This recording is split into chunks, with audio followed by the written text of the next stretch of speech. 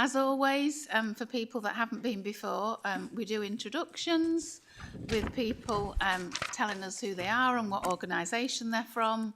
We do have Tony Illman joining us today from Doncaster Culture and Leisure Trust. She's here as an observer in advance of DCLT joining the membership of the Health and Wellbeing Board, given the important role that they play in health and wellbeing. I'm sure nobody has any objections to, I can see people nodding to them joining the board. So welcome, Tony. I will start with Claire. What we do is we just introduce ourselves, and I like to see how you work it out, so I'm not going to direct anything. Thank you, Claire. Morning everyone, Claire Henry, Public Health Principal at the City of Doncaster Council. Morning, I'm Rachel Leslie, I'm the Acting Director of Public Health at Doncaster Council. Morning, James Woods, Chief Executive Citizens Advice. Morning, Martin Owen, Head of Service and Transformation at the Council. Must be me. Good morning everybody, Louise Robson, Public Health Lead, and I support this board from Doncaster Council. Tony Illman from Doncaster Culture and Leisure Trust.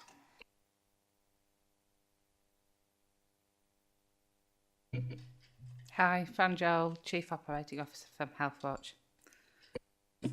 Morning, Lucy Robertshaw. I'm the Director of Arts and Health at Darts, and I sit here to represent the Health and Social Care Forum. Hiya, good morning, Councillor Julie Grace. Hi everyone, Councillor Sarah Smith, Cabinet Member for Adult Social Care.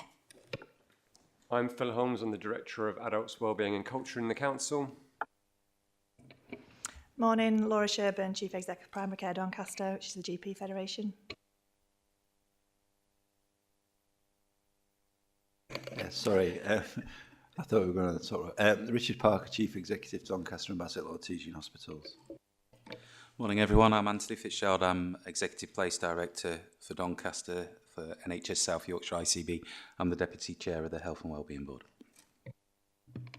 Good morning, I'm Debbie Stofin, I'm the Dental Programme Lead for South Yorkshire ICB. Morning, I'm Ailsa Layton, I'm the Deputy Place Director in the ICB based in Doncaster Place. Morning everybody, I'm Ruth Bruce, I'm the Doncaster Place Development Lead. Hello, good morning everybody. I'm Councillor Nigel Ball, Cabinet Member for Public Health, Culture, Communities and Leisure. Thank you. Morning everyone, Jonathan Goodrum from the Council's Governance team. Thank you. If you're sitting at the back, you're very welcome to actually sit at a seat. You don't have to sit in the back. This is a meeting that welcomes everybody to be part of it. If you're happy sitting there, please sit there. It's entirely up to you. Okay, so we have apologies for today's meeting from Dave Richmond and Dan Swain, Nabil El-Sindi and Councillor Cynthia Ransom. Have we got any more apologies? No? Okay.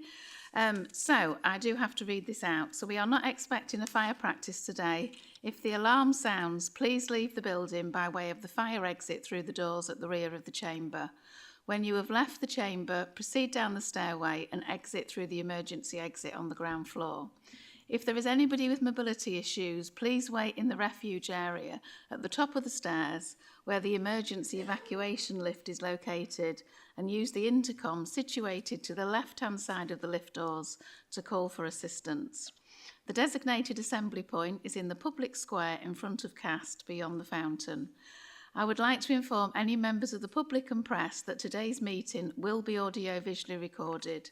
By entering the council chamber, you accept that you'll be recorded and your image is retained and broadcast by the council on its website and on YouTube. If anyone intends to record or film any part of today's meeting, please ensure that this does not disturb the conduct of the meeting and you only focus on recording those people participating. Okay, so we're going to move on to item 2 now, which is Chair's announcements, and I have 2 announcements to make. recognising that many of you know, and we've discussed before, that Dr. Rupert Suckling has now retired from his post. We've talked a lot at this Health and Wellbeing Board about the huge contribution that he has made, not just to health and wellbeing, public health in Doncaster, but the way that he helped support and shape this board, leaving a huge legacy about the way we work. And we'll hear later about the Fairness and Wellbeing Commission, which Rupert had the idea a long time ago. So as a board, we've never formally recorded our thanks to Rupert since he retired, and I'm sure you will all join me in supporting that, and we'll send our good wishes as a board to Rupert. Thank you. My second announcement is just to make people aware that tomorrow is International Women's Day. Within Team Doncaster, we have a closed event over lunchtime that I know a number of you will be attending. And then in the evening, we have the first, well, it's not the first, but the first for a while, Reclaim the Night March that's in Doncaster, starting at 6 o'clock from the Mansion House, walk into Cast, where we will then have speeches from a number of people that are involved in tackling violence against women and girls. Everybody is very welcome. It's a family event. Bring your banners, your posters, your whistles, and any musical instruments as well are very welcome. And that, as I say, 6 o'clock tomorrow night at the Mansion House. And the Mansion House will be lit up in the colours of International Women's Day. Okay, so item 3 is exclusion of press and public. There are no items on today's agenda where the press and public are to be excluded. So moving on to item 4, which is our public questions, which for new people, this is a really important part of our meeting. It's an opportunity for members of the public, for councillors, to ask any questions that they wish to put to the board. So this is people's opportunity if they'd like to indicate if they have a question, and then we can... Doug, do you want to come down just to one of the chairs so we can hear you on the mic? Anybody else other than Doug that's got a question? Oh, Mr. Wright, sorry, I was informal then. Hello. Hi. Thanks for that. I've been around for a while. It's really a technical point, but I think you might be happy to hear it. I think this segment here regarding questions or statements is not really good, but it's okay. It's a standard thing. But the problem I've found in the past is that a lot of the information comes out during the meetings from a verbal sense. So to make a statement or ask questions, it may be advantageous in the future to consider either this part of the meeting, number 4, being held, or later on during the meeting. So towards the end of the meeting, where the information has been heard from all parties, and then statements or questions can be asked possibly then as well. It's like a take your pick, either or, but at the moment it's just at the front. That's what I'm asking for. Thank you. Yeah, what I try to do, and I totally agree, and that's something we can look at. What we always say, though, to the people that have attended, when we come on to the other parts of the meeting, you are more than welcome to ask any questions. It's not like some meetings where you can only speak at the public part. Anybody that's in the room that has a question, I always happy to accept, and that stands for today as well. So if you've got anything, when we get onto the items, please raise your hand and I'll bring you in. Thank you very much. And please stay there if you're happy to. Okay, so I can't see anybody else indicating for any questions. Okay, so I will move on to item 5, which is declaration of interest. And if anybody has any disclosable pecuniary interest or other interest to declare in relation to the business on today's agenda, please see Jonathan for a form. Item 6, minutes of the Health and Wellbeing Board meeting held on the 11th of January. These were sent out before the meeting. Are people happy that they're a true and accurate record? Okay, thank you. Okay, on to our first presentation, and just remind everybody that's presenting, the time that we've allowed is an opportunity to present, but also to take questions. And whilst the presentations are going on, giving everybody the opportunity to think about how their organisation might be able to contribute to what the speaker is asking for. So if we're going to move on to item 7 now, and this is an update, and really welcome people's contributions after Martin Owen has given us an update on the local area SEND strategy. Thank you, Martin. Thank you very much, Councillor Blake. Just by way of introducing this, we did a full presentation to board last year where we outlined our priorities and made the promise that we would come back from time to time with an update around the local area SEND strategy for children and young people up to age 25. Whilst the governance for this flows through the Education and Skills Portfolio Board and Team Doncaster Exec, we just think we go to as many different places as possible to make sure that we've had opportunities to make an update. And critically, there's quite a complex set of groups who are supporting the delivery, the management, and the informing of the direction of this project. And we have a very heavy amount of involvement from parents and families and children and young people in driving the strategy that we have. So we have 6 weekly parental sessions, we have a parental co-production group, we have a children and young people's board who drive the work of the larger board. We also regularly, on a 6-monthly basis, survey the opinions of our families as well about their experiences of the local system. And what we know, and we laid out, I think, at the last presentation that we did, was that the challenges both nationally and locally are severe around ensuring that children are getting the right support at the right time, and for young people too. And our strategy has been in place now for about 15 months. And we now have, I suppose, quite a lot of momentum around it as overseen by the SEND board. The priorities within our strategy are 4, and what I intend to do is just give you just a few kind of bullet points by way of updates around that. Those 4 priorities. And the first priority is in order to develop a consistent approach towards identification of need, assessment of need, and intervention across our partnership. We have made strong progress on that, in that we can see some of the outcomes for our families, for example, the timeliness with which our children and young people are receiving education, health and care plans, having made really strong progress. And we can see that our most recent data has put us in a very good position as compared to the national picture and the picture of regional other authorities. But we still are persisting with making sure we make further improvements around some of those processes in order to make things easier and better for parents. So in April, we launch an online education, health and care planning portal, which allows professionals and families to access information live, transparently, and it'll also allow us to have much greater efficiency and oversight around the planning process for each child and family. So we're currently rolling out training to all practitioners, to settings, and critically to families as well, to make sure that we have that very much embedded as we go through the rest of our school year, and so that's quite a critical part of kind of what we're doing, just to make sure that we've got that clarity and ownership around planning for individual children. But we also know that there's a need to make sure that we have much stronger and more consistent practice in our schools and settings.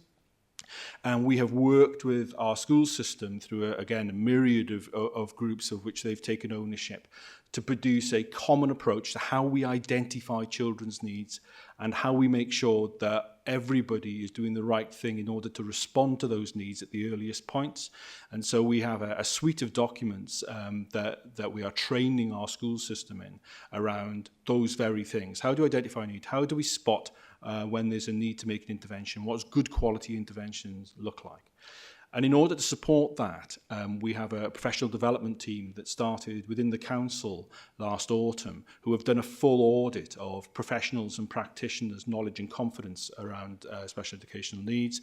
And we are rolling out training that's specific to the different professionals in our system about how we can make sure that all of those practitioners and professionals are confident at delivering the right intervention and the right approach at the right time. And that piece of work starts during May and then will be continuous for the next 18 months as we keep working with different groups of practitioners and professionals to make sure they're very clear about what it is that good looks like, and to make sure that they feel confident related to that. But we also are doing a piece of work where we have increased our standards and effectiveness teams within the council in order to ensure there's much stronger accountability and developmental support for schools in order to make sure that the use of funding and that the practice is consistent across the borough. And that team started last month. We are now engaged with a process of auditing provision within our schools and having those conversations with our school leaders to make sure that we're getting to that point where we have that consistent practice, which has historically been a challenge, as I know it is nationally.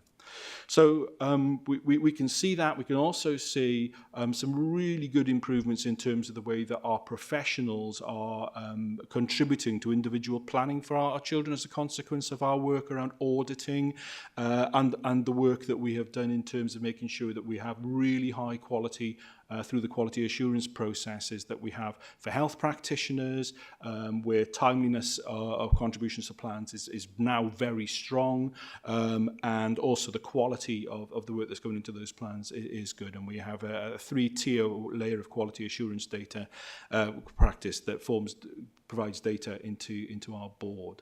So we're seeing that much strengthened, that process of identification, but we know there's work to do to embed that across all of the relevant settings in Doncaster. And related to that, we are also developing our sufficiency as a borough. We know that there are real challenges in terms of need increasing, and particularly from our early years sector, we can see real changes in terms of language skills for our children. So we have done some work in terms of extending the amount of provision that we're in Doncaster. Since January, we have opened 4 new specialist provisions based on mainstream school sites that allow young children to be able to be educated within their local settings and to be able to access mainstream and to access their friends and community and not go to a distant specialist provision. And we intend to continue to roll that out, because we can see that increase in pressure around places is going to be with us for some time. And we're also working together as a partnership to make sure that we have got a stronger approach to multidisciplinary assessment at the earliest point, so that we're able to support schools in developing programs for those children and young people in order to be able to obviate any crisis situations when as those children get older. And that's part of that sufficiency planning that we are doing.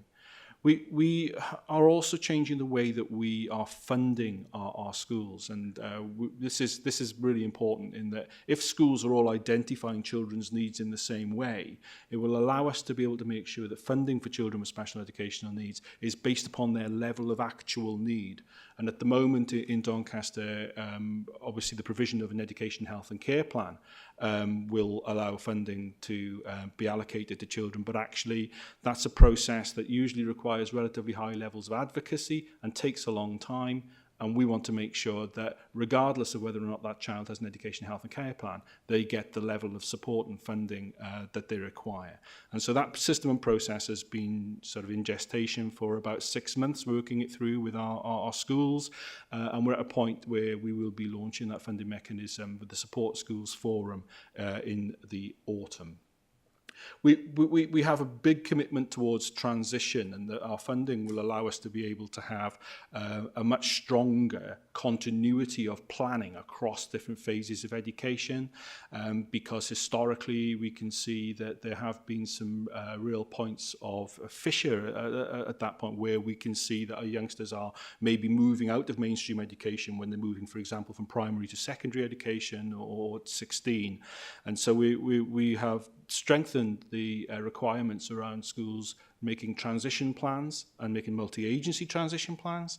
But we've also strengthened the expectation that professionals, the wider professionals, will hold caseloads across those transition points, and that funding is a bipartisan arrangement between the two different settings who will be involved, just to tighten and secure that element. And through our preparation for Adulthood Board, we're seeing some stronger partnership working around older young people in terms of making sure that we have very clearly mapped destinations and increased ability to be able to offer meaningful employment. And we are already seeing that some of our big employers are committing in Doncaster through our employment Send Employers Forum towards supported internships and towards more relevant and meaningful work experience for children and young people.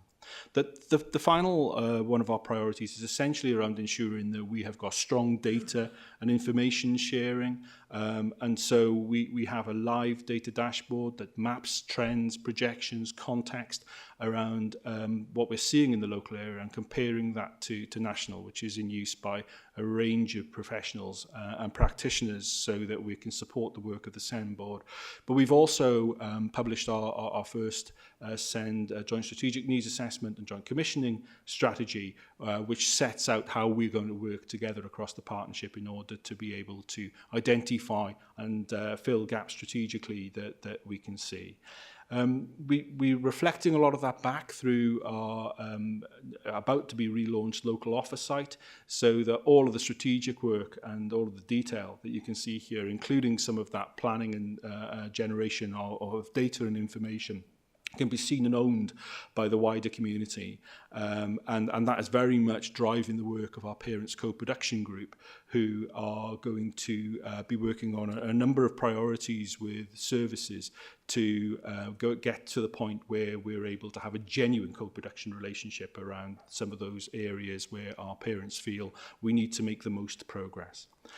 So hopefully that's just a bit of a taste of the work that we've been doing. And it's much wider than this. This is a project that is involving thousands of people on an engagement level. We're very pleased with the way that both the public and our professionals and practitioners have responded to the demands that are in the strategy.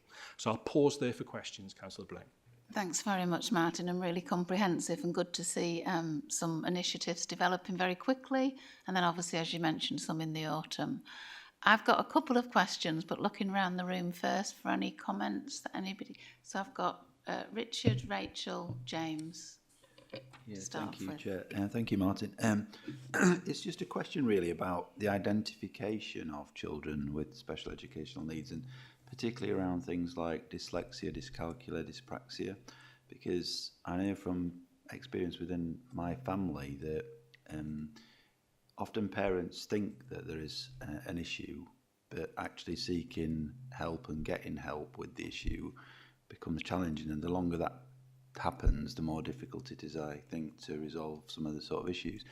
And certainly from a family member, when they entered university, at Bradford tests, if that's the right phrase, all of their entrants, and out of that, family member was identified with learning difficulties, and then the university wrapped all the support around them, and that was a really good experience. But the point I'm making really is that after 13 years of general education, nobody had actually identified any challenges, and so some of these kids, I think, can get through on the basis of intelligence and articulate and communicative, but really struggle with exams and the whole process. So do we have a system by which we do that, if for want of a better word, screening, so that we're actually on top of all the issues? That is not an unusual story in terms of our working across people in Doncaster over the period of the strategy. And just to underline really that whilst we have a code of practice for special educational needs, the level of support and training for practitioners within the school system is relatively low. And, you know, at the initial teacher training stage, where there isn't a great commitment towards ensuring that our teachers are able to spot and deal with some of the signs of challenge. And our theme has been early identification from the start. And so a couple of things around that, really. The reason why we've developed a set of needs descriptors is so that everybody can see and understand what you observe and what you do when you're in an educational environment and wider environments, but specifically around education.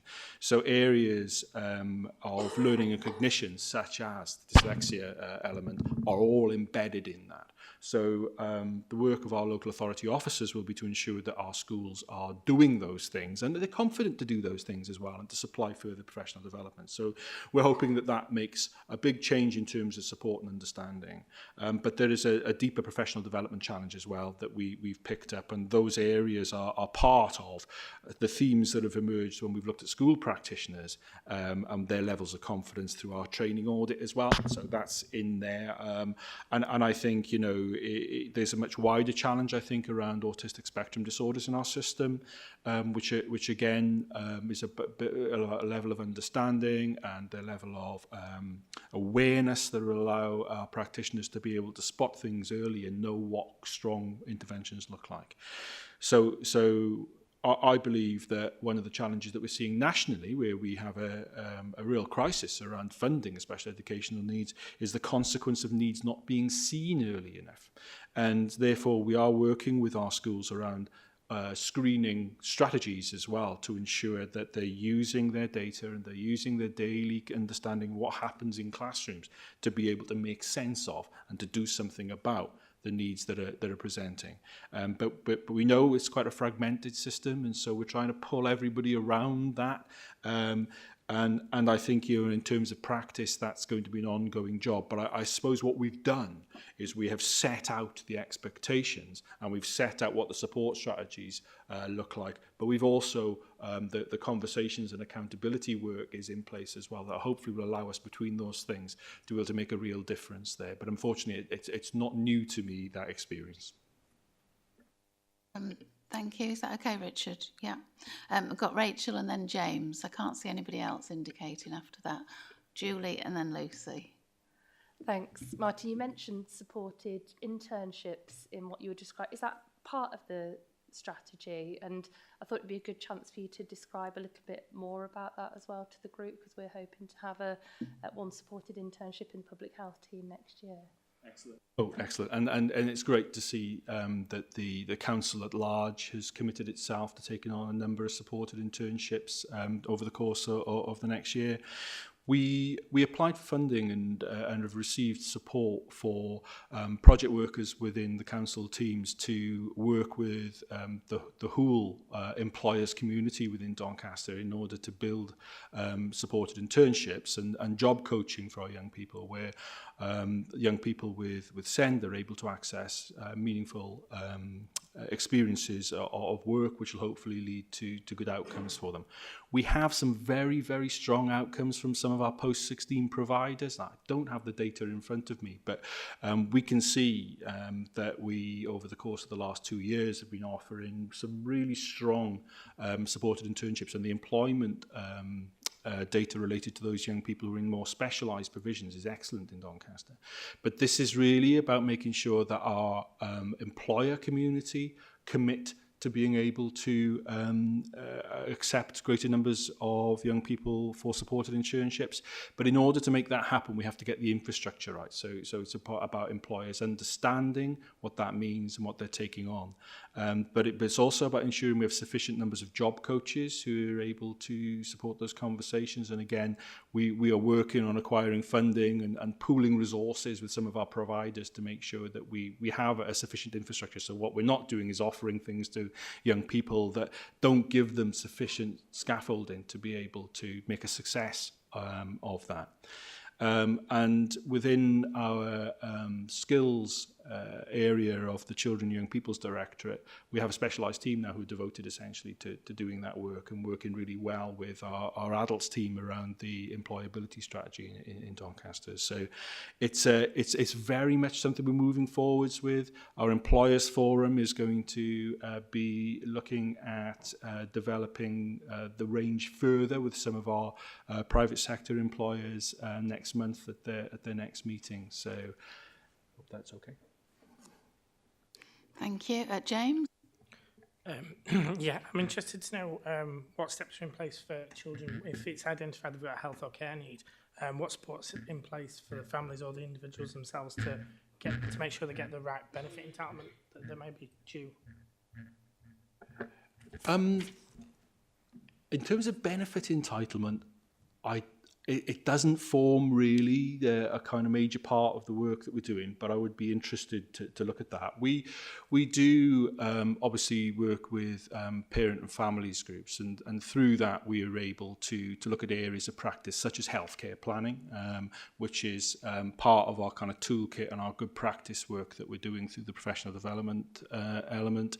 And we also have been making sure that training is replicated into both health and care sectors. So people have a strong understanding of what good planning and good multi-agency working looks like. Obviously, we understand there's a relationship between benefits and the diagnostic pathways as well. And we're working with our co-production group on looking at how we can make sure there's improvements in the way that some of those pathways working with the ICB. But I have to say, I guess in terms of provision, we're very much kind of driven by ensuring that we are responding to the voice of the community, and it's not the benefits elements not really come up as an issue, but I'd be more than happy to sort of have a chat about that if you think that's something that we should be thinking about. Yeah, I think that would be really good to have that conversation, and we can put that as an action from this meeting, because I think having the advice and support of CAB can make such a difference to parents that will be struggling. Perhaps some of the parents that are engaged are obviously aware, but there'll be many more that aren't. So we'll put that down as an action if you're happy to do that, both of you. Thanks, James, Martin. So we've got Julie next and then Lucy. Right. Regarding the funding for the child in school, how do you measure it? How do you make sure that the funding goes directly on that child and don't get swallowed up by the school budget? And then the second question is that many of these children probably have autistic parents who aren't aware, because I know that for me that was a challenge.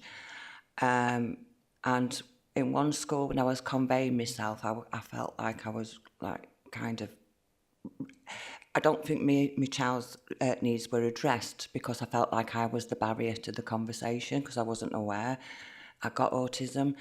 As we moved to a higher school, we got all the care and support that the pair of us needed, because it was then identified. But I did find that there was it was like two separate stories. Thank you. And both questions are themes that come up very regularly in our conversations with parents groups. I think I've already alluded to the fact that I think autism awareness is a significant priority for us across Doncaster, as is parental the methods of ensuring that we work constructively between educational professionals and parents, and our parents groups and our children and young people actually are preparing resources for the training that we're doing with school professionals in order to be able to make sure that we are all talking at the same language. And again, so that's part of our portfolio of professional development opportunities that we're doing with schools. But it is very much driven by parents. So, for example, we're filming parents' experiences, and that includes parents who have themselves needs that they don't feel that schools are kind of reflecting in the way that they communicate. On funding, I think that's a really important question. Because historically, while schools will be funded for the first £6,000 of a child's education, the local authority has a responsibility providing high needs funding where that's needed over and above that. And historically, I know that in most local areas there are not clear expectations around ensuring you can see the impact of that funding. There's accountability around that funding. And again, this is very much a priority driven by our Parents Making a Difference group. But the new system that we're introducing for funding goes like this, essentially. That the school have to assess the child. They have to evidence that. The local authority checks that assessment is appropriate and that it's at the right level of need. And then the school can easily access funding on the basis of it. But 3 terms later, they have to come back and they have to demonstrate what they've done with that funding, what the impact of that funding's been. In the interim, our standards and effectiveness officers will be discussing with the school their use of high needs funding. So there's a kind of audit tool, if you like, where we go and have a conversation with the head teacher and the special needs coordinator to say, okay, so you've had X amount of funding, these are the children that you're working with, can you now demonstrate the impact of that funding? Can you show us that that funding's been used at the right place with those children and young people? So we're hoping to bring that much more into the light so that we've got a stronger conversation about it and that we can evidence the impact of some of that high needs funding that is allocated to schools. Okay, Julie? Yeah. And then we've got Lucy. I think it was just to congratulate you a little bit here because, I mean, my daughter has Down syndrome. She's 16, so I've been through the HCP process since she was sort of about 3. And what you talked about at the beginning about having the HCP live and transparent for parents, but also training for parents on how to access it and use it is just, I can't tell you how much that is needed because, you know, as an intelligent woman, I find that procedure incredibly difficult. So it's just congratulations on that. I think it's brilliant that also, regardless of whether somebody's got an HCP or not, they should be able to access support. And I think in schools in particular, there's a great big focus on, well, really you need an HCP in order to access support. And it's just, that's all I've had all the time. And I'm talking to other parents, that's very similar. And I think because of the length of the process, etc., it's, you know, it's often not needed. The support just needs to be there without all of that. And then the last thing was really encouraging to hear about the meaningful employment and looking at transitions. There's 2 things. The Down Syndrome Association have been running something called Work Fit for the last 10 years. And that is very much kind of supported workplace for quite a long period of time. So DSA Work Fit, if you don't know about it. And last thing, just with James, in terms of the benefits, my daughter's 16, nobody has ever talked to me about benefits, whether that be school or health workers or doctors or social workers. It's a, you know, as a child with special needs, it's parents talking to each other and saying, do you know about this, etc., as we all know. So sorry, there's lots of points there, but I wanted to say thank you because I think it sounds like it's really on the right track.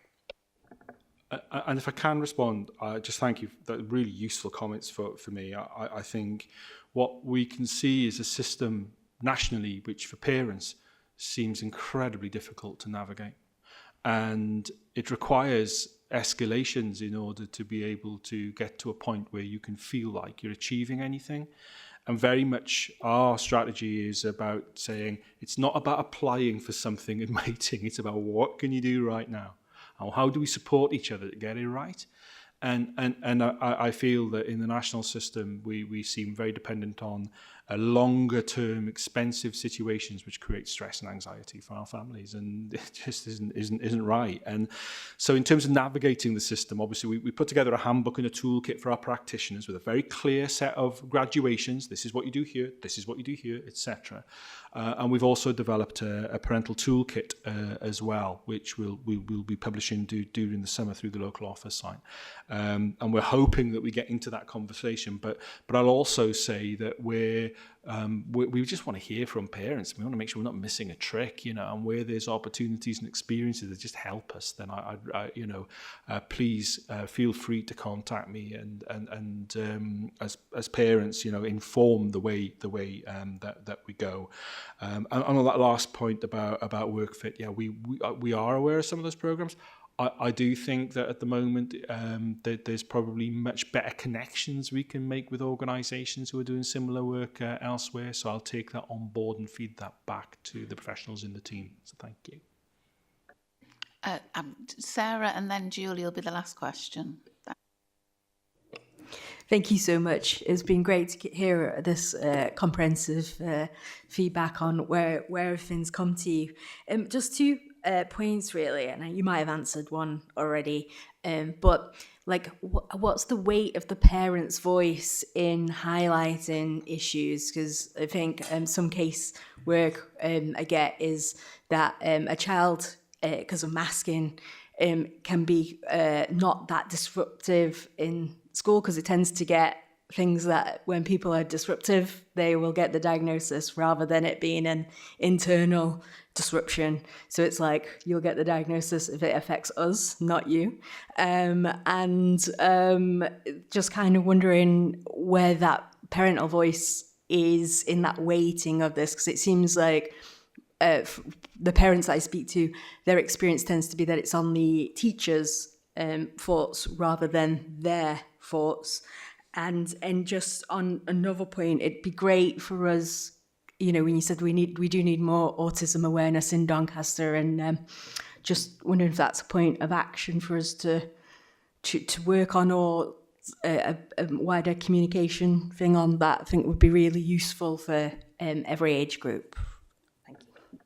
Thank you. I really appreciate you augmenting that message, really.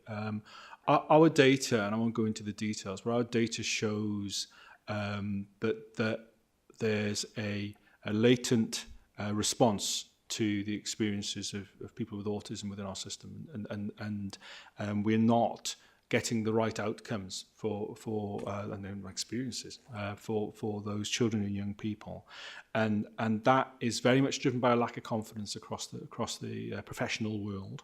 And that's one thing that we, on that professional level, it's our priority in terms of understanding. And some of the basic things that schools can do to make sure that the young people who have that type of need can have their needs met, we know that we're not seeing a very consistent response from our school sector. So that's one thing. I think a wider public understanding, which I think is what you're saying, Councillor Smith, I think that's a really great thing that I think we can start to pick up and think about collectively. I also would say that yes, there are areas of pathways where you're right. It's down to the professionals to be able to make sure that they, when they're completing forms or making referrals, are taking the full view of children and families. And invariably, I think what you tend to see is that they see what they see and they don't necessarily see beyond it. And, as a practitioner of many years' experience, I do know that if things are going well at school, they might not be going very well at home. And there's that need, I think, to build that understanding in our practitioners. And I think, build the understanding of kind of listening to parental experience in order to be able to build a picture. So yeah, I take that on board. I think it's one of those things that we will get to as we do our co-production work with parents, when we look at how our processes work. And we have some sessions lined up for the summer for our parents to be able to sit with professionals and to be able to sort of point out that and for us to start to resolve some of those issues. But I do think that's a very poignant point, really, about that. We have developed a training pack and resource and a set of training opportunities around masking and around, what young people might present in different scenarios that we're working through with our school professionals over the course of the next couple of terms as well. So hopefully, again, that'll be just one facet of how we will try and deepen people's understanding of that issue. Thank you. Right. It's homework. I want to talk about homework. What understanding will be incorporated into these plans then? Because I know that I've wasted many, I could add it up to years, trying to get my child to sit and do homework. It does disrupt family life. So what are the understandings of homework? Because like you said, if they've been masking all day, they're exhausted. Last thing they want to do is sit down and start again. Not an easy one to respond to, because every school and academy will have their own homework policies and procedures.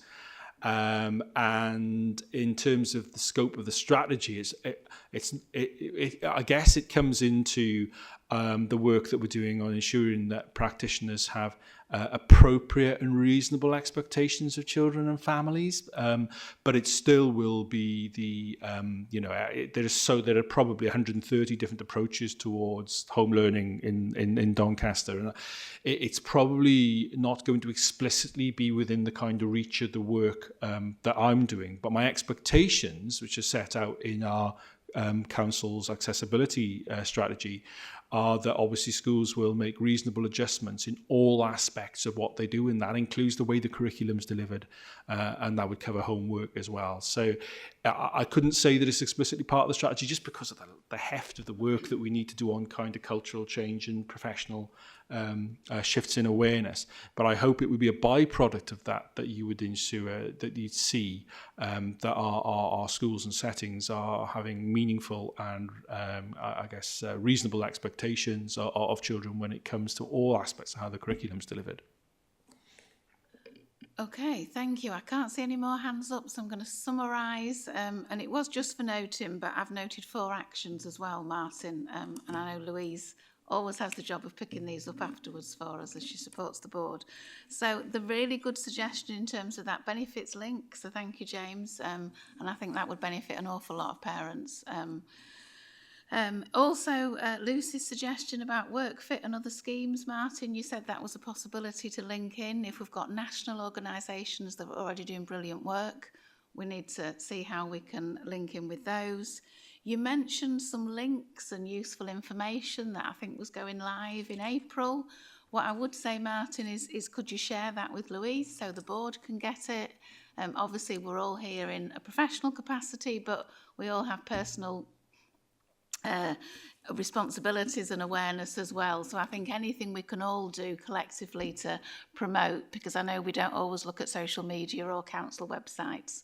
So anything that's coming out, I think the board would be really interested to know. And then the 4th action from Sarah was the autism awareness, which I think is crucial.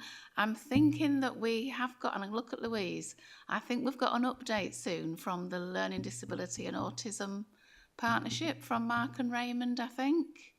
So probably that's something we can ask them to bring to that next meeting. I think they're due back in June, aren't they? Is it June? September. We could ask them in between, because I don't think we should wait till September, because I think that autism awareness training is something. Sorry, Phil's going to give me an update on that. I suppose what I was wondering, Chair, is in the context of what might be a later discussion about health and wellbeing board priorities and forward agenda off the back of the health and wellbeing strategy, how do we programme in future items in light of that discussion? Because it will be quite easy to put a lot of things on for the forward plan of the agenda and then later conclude that although they were important and would need to be dealt with in various places, they might not be a priority for here. So just whether that's something we need to factor into the conversation. Yeah, Anthony, did you want to come in or are you just agreeing?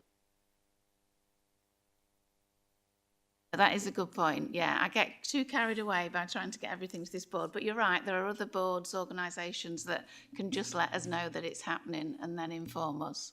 So thank you, Martin. I think that's provoked a really good discussion, some actions there, and we look forward to, however way we decide to go forward as a board, keeping this group aware of what's happening. Yeah, it's really helpful. Thank you for your contributions this morning. Okay, so we're now going to move on to item 8, which is our dental update. Just a reminder, we did have a presentation a few months ago and we asked Debbie to come back to provide, I think it was that reassurance about dental access. So over to Debbie, who I think, or is Anthony starting? Yeah, I'm just going to introduce this, if that's okay, Chair. So, yeah, thank you for allowing some further time on the Health and Wellbeing Board for dental and oral health update. It is very timely, as you say, Chair, since we last came in December, we've had the National Recovery Plan, Faster, Simpler, Fairer, which Debbie will be taking us through as part of this presentation. And yesterday at the South Yorkshire Integrated Care Board, we took a paper which I'm happy to share with board members, where support was given for our local plans for dental and oral health, which in summary supported a ring fence of dental budgets and support for more innovative and flexible approaches to dental commissioning for the next year. And most importantly, support for addressing the access issues for dentistry across South Yorkshire and across in Doncaster. At the forefront of these plans is the focus upon access for some of our most vulnerable members of society. We know that health inequalities are particularly acute in terms of dental access, and there is large variation across our geography. At the ICB board yesterday, we had an excellent patient story from a chap called Darren, who has benefited from one of our homeless pilot programmes in Doncaster, and Debbie may touch on that further. We're treating the national plans with what I'll describe as cautious optimism. I want to be realistic. The plans don't address some of the fundamental issues with a national contract that we described to this board when we came in December. Some of the work that we'll be doing next year will be doing despite the contract, and that plays to our flexible approach. Secondly, whilst I absolutely welcome the ring fence of dental budgets, we should be clear this isn't new money. It is reuse of what we've got. But we do have some positive non-recurrent opportunities this year, which again Debbie will touch on.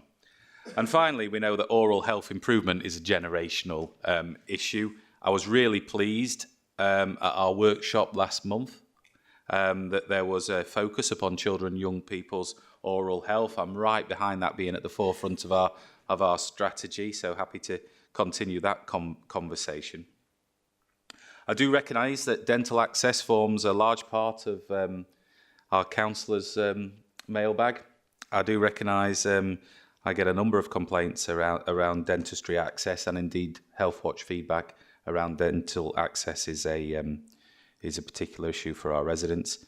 I do think we have a job to do in translating these plans, which can be quite technical in terms of the way we use the contract and the way we use sessions. I think there's a definite piece of work to translate that across to our public on what we're doing. And I also realise that the proof is in the pudding. Will access improve as a result of these plans?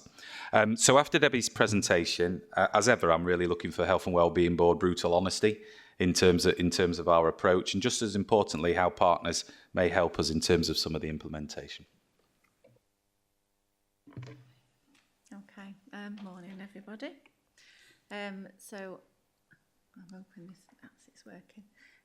So as Anthony said, obviously we've had the National Recovery Plan came out early in February. I think we probably got about 24 hours notice of that before it came out into the media. So we had a bit of prep. It is, as Anthony referred to, fast a simple affair. It's got a huge aspect in terms of access. There is money, £200 million of non-recurrent funding across the nation for this nationally. However, we're still trying to unpick whether that's actually new money or actually it's whether it's utilising our underspend within ICBs. There's 3 broad elements to the plan: prevent poor oral health and promoting better oral health in family hub and settings that provide Start for Life services. Come on to that in a second. Addressing an urgent need to boost access and activity with immediate impact. Some of this has actually already started now from the 1st of March, which I'll come on to in a minute. Support and develop the whole dental workforce and build capacity for the long term. So this is looking into building into sort of the long-term planning for workforce and looking at the opportunities and across the dental workforce. So it's not just purely focused on dentists, it's actually looking at the wider workforce within a dental practice. So the first part, prevent poor oral health. So this is the bit that really sort of sits within public health and local authority. Not to say we won't have liaison with our colleagues in those settings, but the Smile for Life is a programme which I'm sure Rachel may be able to sort of pad out in a minute. So there are interventions that are identified in the plan, which I've listed there on the slide. And also, I think, most importantly, the government plan to take forward the consultation on expanding a water fluoridation programme. So there is going to be a consultation taking place in the North East, and I understand that's imminent. I know this has been talked about at this meeting and other meetings, and the board meeting that we attended yesterday at the ICB was very much behind this as well, just like I know these meetings have been as well. So the consultation is imminent, and I think what we would please that actually you respond to the consultation. As much consultation response as we get within South Yorkshire, we've got a better chance, we think, of actually that becoming a reality for South Yorkshire. Now, the bit that sort of I can talk a bit more detail about is the bit about addressing the urgent need and the focus on boosting access and dentistry and the activity. So there's some sections within the plan, and I don't want to get too technical on this, but the sort of headlines that have been coming out are about increasing minimum payments for units of dental activity. That's the method we actually pay a dental practice, and I know we spoke about this at the last meeting. So there are various levels of this, and this is historic. So the ones that are now under £28 were going to be uplifted to £28 from the 1st of April. Now, in South Yorkshire, we've only got 7 practices, but actually in Doncaster, none of them fall within this category. They're all paid above that level anyway, which is a real positive for Doncaster. But the other ones, we are uplifting that. And it'll just mean we can actually bring them into a more even playing field in a sense. But it's positive for Doncaster. We've got none that fall into that category. The bit that I think has hit more of the headlines is regarding a new patient premium paid to practices for appointments for new NHS patients. And this is classed as those patients that haven't had any access to NHS dentistry for 2 years. So practices that are going to be participating in this, all our practices are eligible. None have chosen to opt out. So we have contacted them all. We've had to do reports back to the Secretary of State on these initiatives. So this is getting, it's really high profile, and we are going to have to send quite a bit of information over the coming months regarding the progress of this. But it started on the 1st of March. So practices that are seeing people, what we call the band one, so basic routine appointments for regular checkups. Practices will now get an extra £15 per patient for those patients that have not been within that practice for NHS treatment for over 2 years. If a patient needs what we call the band 2, so this is where you go for your fill-ins and your extractions, they'll get on top of their normal UDAs, they'll get an extra £50 per patient for new NHS patients. So this is seen as an incentive for patients to see new patients, practices to see new patients. Some of these patients' practices may be taken off the waiting list because many of the practices have actually got significant waiting lists for being able to offer their patients NHS dentistry. And others where they've maybe not got the waiting list, although that is, I will be honest, that is very few. People contacting them to say, can I have an appointment? This should therefore be an incentive to see people. Ultimately, this is going to mean that actually practices will meet their annual targets sooner. There is a potential risk for this as well, which I have pointed out there. So practices that are actually already achieving their targets anyway against their contracts and then choose to do this initiative may choose these patients over giving somebody a routine appointment who's already accessing the service. So somebody who regularly goes to a practice for every 6, 12, 18-month routine appointments may actually get affected because the practice may choose to see new patients being entered. It doesn't mean to say that's necessarily a bad thing. It just means that they're actually going to be able to see more new patients in the practice. It just means people may actually wait longer for a routine appointment. And that's just been a bit of a cynic because I think that's what could happen in practices. They do have the option to opt in and opt out. As I say, up to now, we've had none that have come forward to us and said they want to opt out of this, which is positive. They also, in the National Recovery Plan, talk about a dental van service being in more rural areas. So South Yorkshire is not on the list to get this initiative. We've got one area in the whole of Yorkshire and Humber that will get this, and that's in Humber, North Yorkshire. But you can imagine the rurality that they've got in that area. Golden Hello payments to attract dentists to areas of need. We're still waiting, actually, to hear where those are going to be offered. We know that there's an amount of money put aside for this. We know that certain areas are going to get it, but it is a ring-fenced amount. The practitioners themselves, through the Golden Hello, will get a £20,000 Golden Hello payment over a 3-year period. So they get £10,000 in the first year and then two lots of £5 for year 2 and 3. We're still waiting to hear from NHS England regional team where those are going to be offered. And they will obviously have criteria potentially in sort of where we've got real issues in terms of being able to recruit across Yorkshire and Humber. But we are waiting for that. If we do get any of those, obviously we will be acting on that. We did actually within Yorkshire and Humber try a similar scheme ourselves a couple of years ago. We didn't have the payment at that level, it was probably half of that, and it did attract a couple of new dentists into the area in South Yorkshire, but it wasn't massively successful.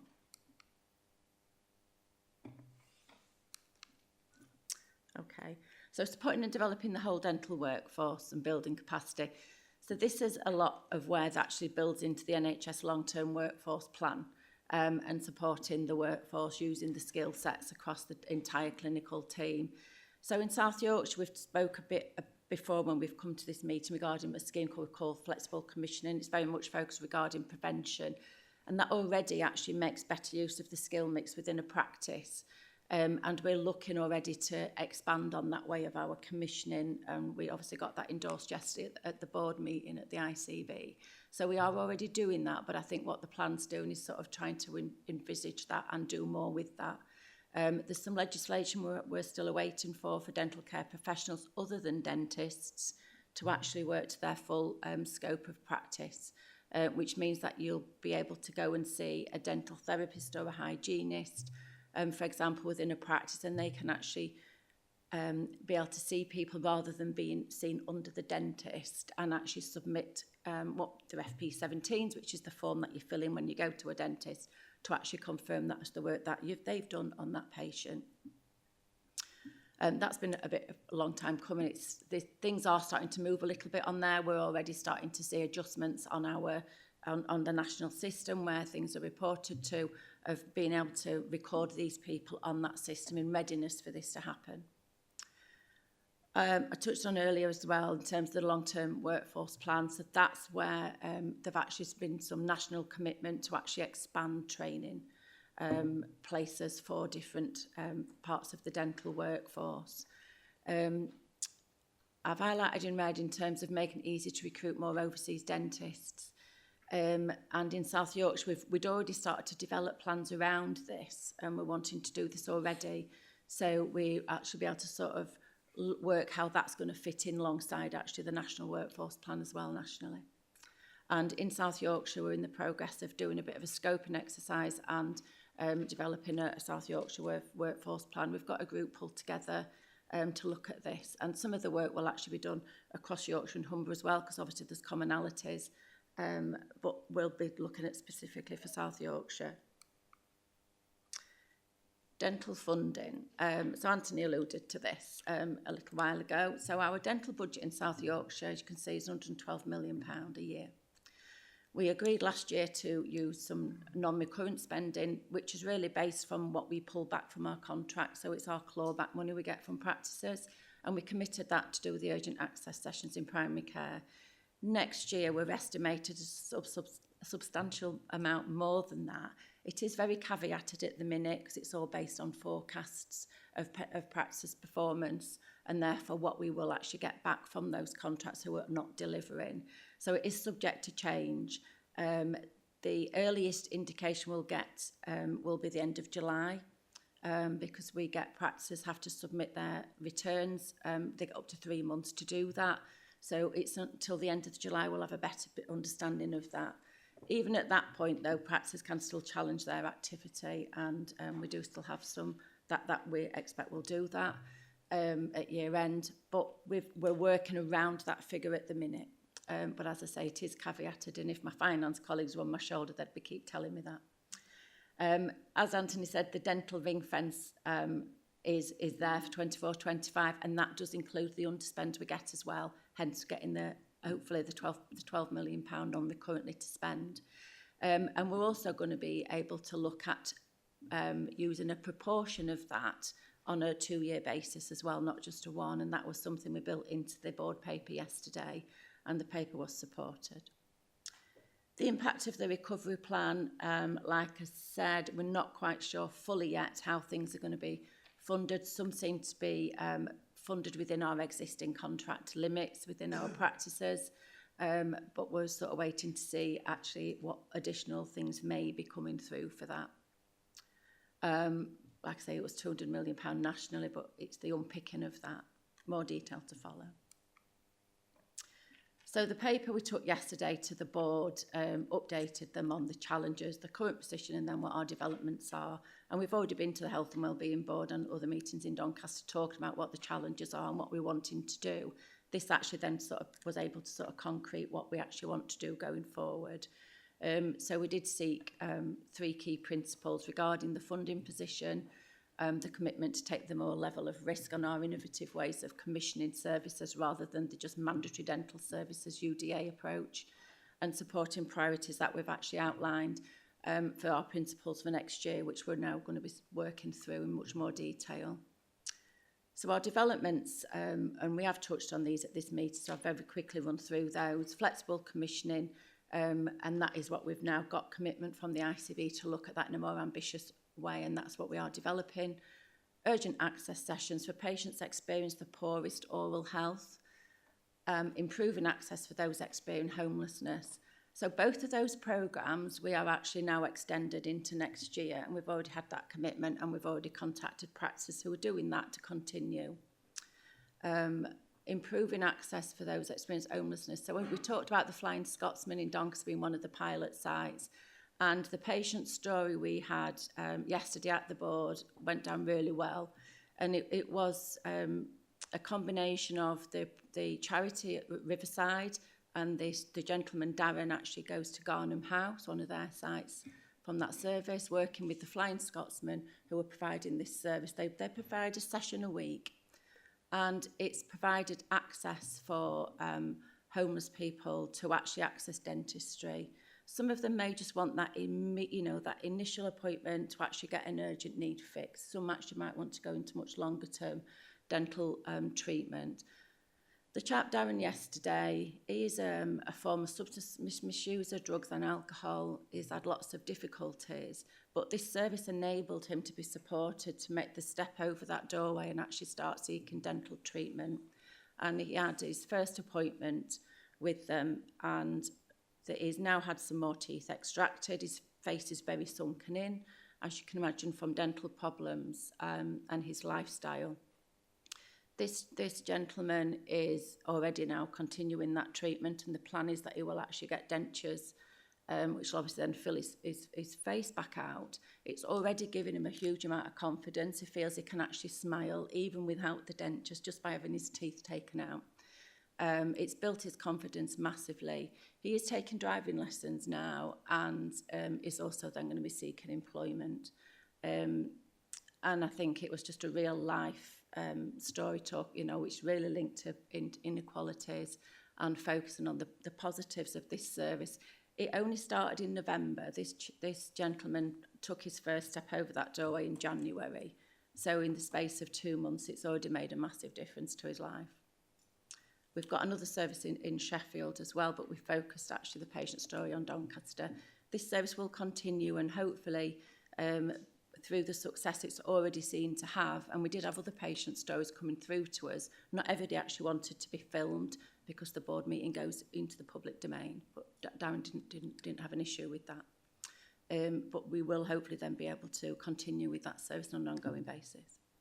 The Federation for the Paediatric Innovator, I've spoke, I think, briefly at this meeting before, is focused very much on children who are needing general anaesthetics for extractions, because we are obviously in a real poor oral health state for children around Doncaster and South Yorkshire as a whole.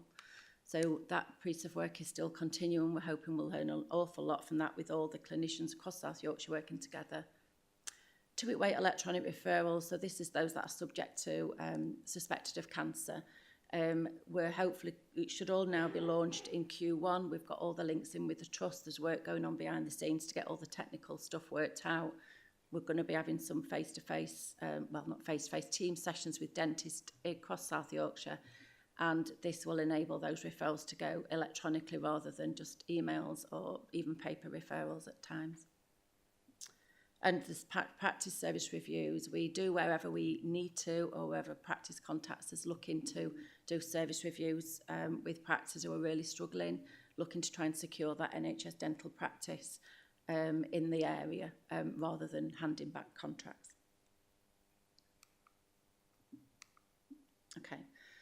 Commission intentions 24-25. The key principles of this are, we've got the 3 we've got 3 things we've already confirmed. Now we're actually extending for 12 months. So the flexible commissioning with our existing practices, and in South Yorkshire we've got 13 practices already part of this scheme. So they will be continuing next year.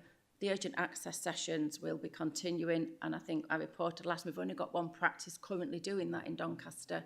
However, we will be looking at reviewing the scheme and looking to expand that to where practices are able to join us with that scheme. And the homeless pilots will be continuing for 12 months. We do utilise the evidence from the All Health Needs Assessment and the locality profiles.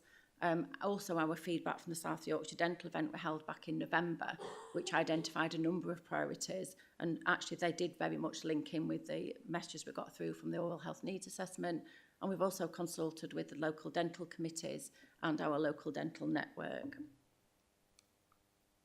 So our key priorities for next year, and this is where we are now putting more detail together in terms of developing schemes for these. So obviously the number 1 thing is accessing for patients and improving the access.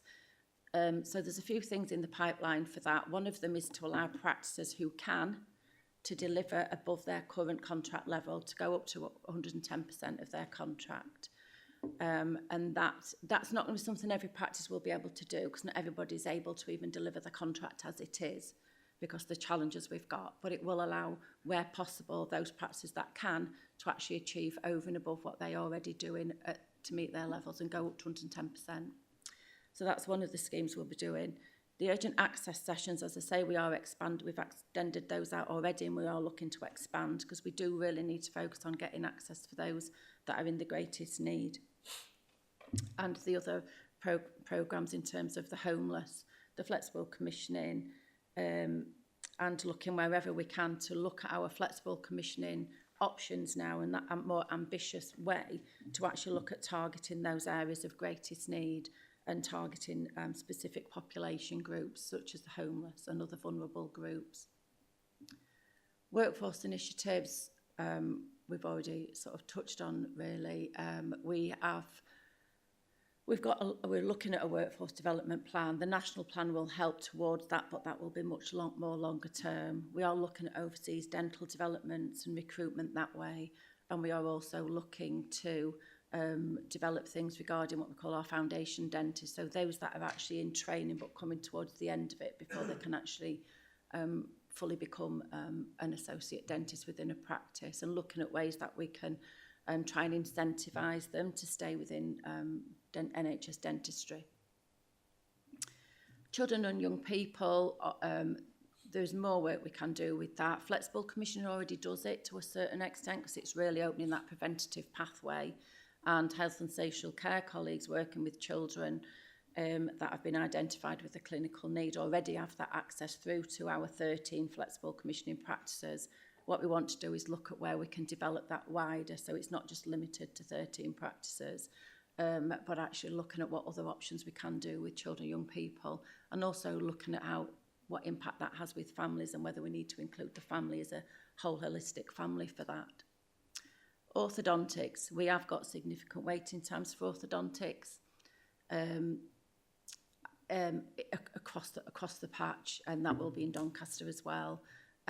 We have got a limited number of specialist orthodontic practices, but what we will be looking at doing is looking at where the biggest waiting times are and actually looking to see if those practices can actually do more. Domiciliary and housebound. We have a really good practice in Doncaster. It's one of the Bupa practices, but it's very reactive. It's a very reactive service. I don't get a lot of noise regarding domiciliary and housebound access regarding Doncaster, to be honest. We do get it, but that service is really good. But we are looking as a team as well, looking at because we have got disparity across South Yorkshire in terms of what dom care we have. And we are looking at a piece of work as to what we can do and what additionality can we do. Do we need to change the scheme, and actually looking at review across that to see what else we can actually add to that. In the short term, I think where we've actually already got practices delivering this, we will be looking to see if there's anything additional they can actually do. Digital, that really links into those electronic pathways I talked about a minute ago, and dentists are very a bit more limited in terms of digital. It's not like a GP practice who has ERS and can do all their referrals and talk to trusts and get medicine records and that sort of thing. They don't. They're very standalone because of the systems that they run. So the way of actually getting referrals for suspected cancer is our first protocol, really, to get those really high-risk patients through this way. But what we need to do as a Yorkshire and Humber area, that service is actually commissioned across the board. And we are about to we're doing a review at the minute, and we need to actually do a procurement anyway.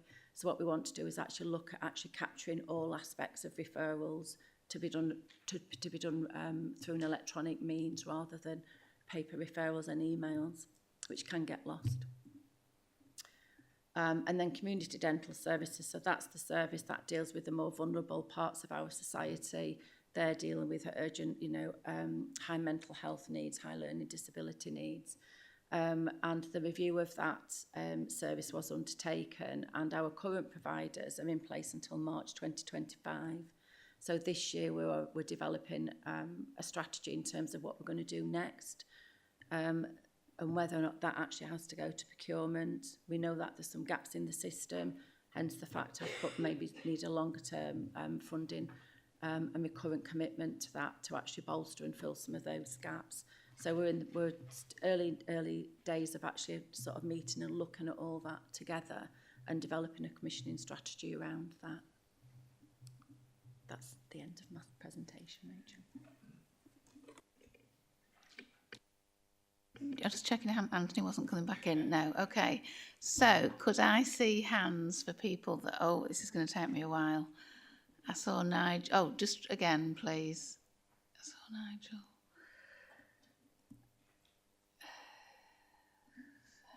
Right, the three I saw first were Nigel, Sarah and Fran. So I'll take it in that order. Nigel, Sarah, then Fran, and then I'll come back. Yeah, thank you, Chair. Apologies for this. I've got to depart very soon, so I just wanted to sort of like just make a few comments, but also ask a few questions. If you remember when we met back in, I think it was November time, when obviously the last report came forward.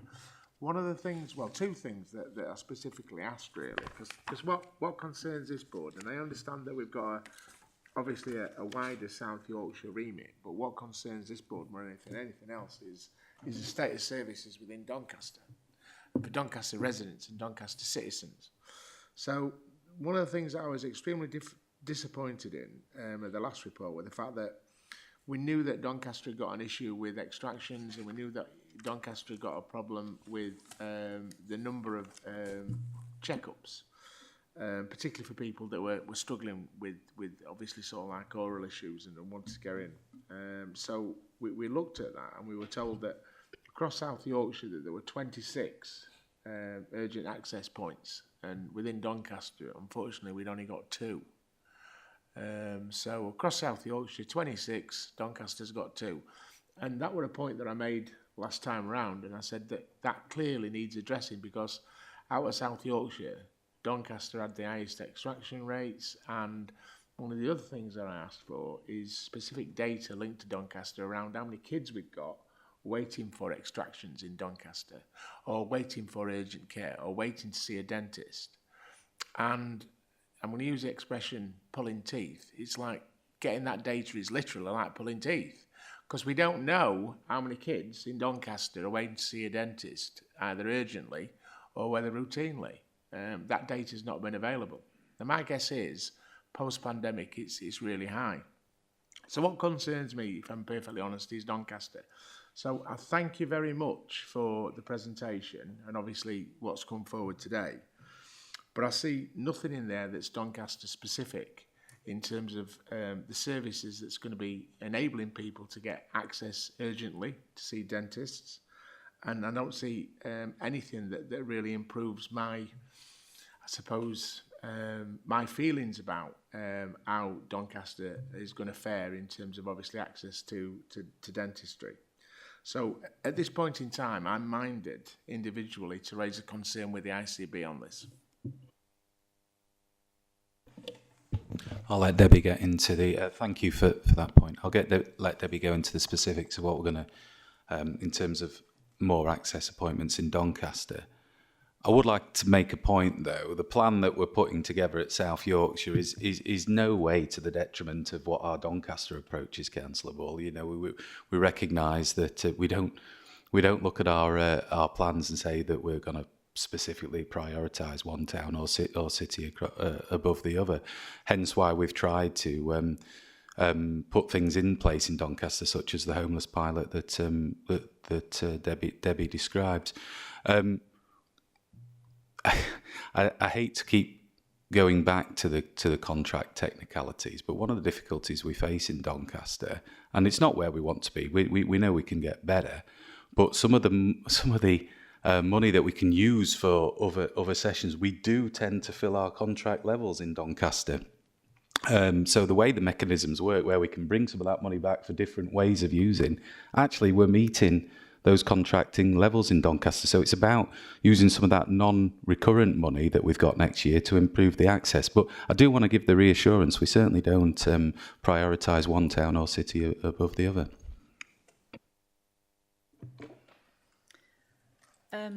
In terms of, you know, saying how many children we've got waiting, I can't give you a figure for how many children are waiting. Practice are responsible for their own waiting lists. There's no national system for that to be recorded. So they are on there, that's what their responsibility is.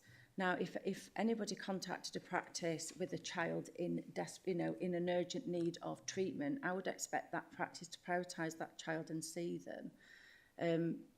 And that would go across all practices, because one of the groups that they should be prioritising is children, specifically those with an urgent need. All practices should be advertising on the national digital platform whether they are accepting NHS patients, and that is monitored nationally, collected nationally, and we have to look at that. But even when people look on that and see a practice, they could actually still contact that practice and find they've got a waiting list, and that is just the state, that is just the position we are in. But for children, I would expect them to be prioritised, and they certainly should be. If a child is actually seen through urgent care, so if actually somebody rang 111 with a child in need of urgent dental care, that child would be given an appointment in urgent care if they met the criteria for that. Just like anybody contacting 111, you go through a system to identify the urgency and whether you meet the criteria. Once that child is actually seen by an urgent care provider, so in Doncaster, for example, they could be seen at the Flying Scotsman, where that is an urgent care provider site there. And they are only commissioned then to do that urgent need on that child. However, if the urgent care provider identifies that that child has got wider dental needs other than that urgent one, then they are then signposted to our flexible commissioning practices, which we've got them across Doncaster, and we are looking, like I say, to expand. They then, once they actually get that contact from that parent, they are then seen by that practice. That is part of their remit. So children are one of our highest priorities. I can only put in statistics where we get statistics. We don't have every statistic that you might be asking for, unfortunately. We are limited in terms of what statistics and data we can get, because some of that we don't have at our fingertips. Some people will be on waiting lists at more than one practice. So some people will ring every practice in Doncaster and ask to be put on a waiting list. And that will be including adults and children.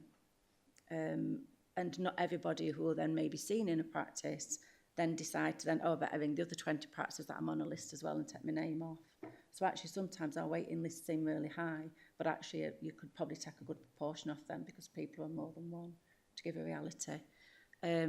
There are, we have got plans next year, as I've alluded to do more in terms of the urgent access sessions.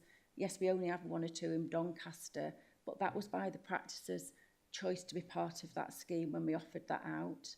Not everybody's got the workforce to be able to do anything more than what they're already doing. But we are looking in our plans for 24-25, and that's literally a few weeks away now, isn't it? We're wanting to expand that out and actually look at which other practices could be part of that scheme, along with a number of other schemes we actually want to be able to offer out of there to improve access. Yeah, Anthony. Yeah, sorry, just come back on that as well. I think our job is to try and make the incentives and the schemes that we have for providers simpler.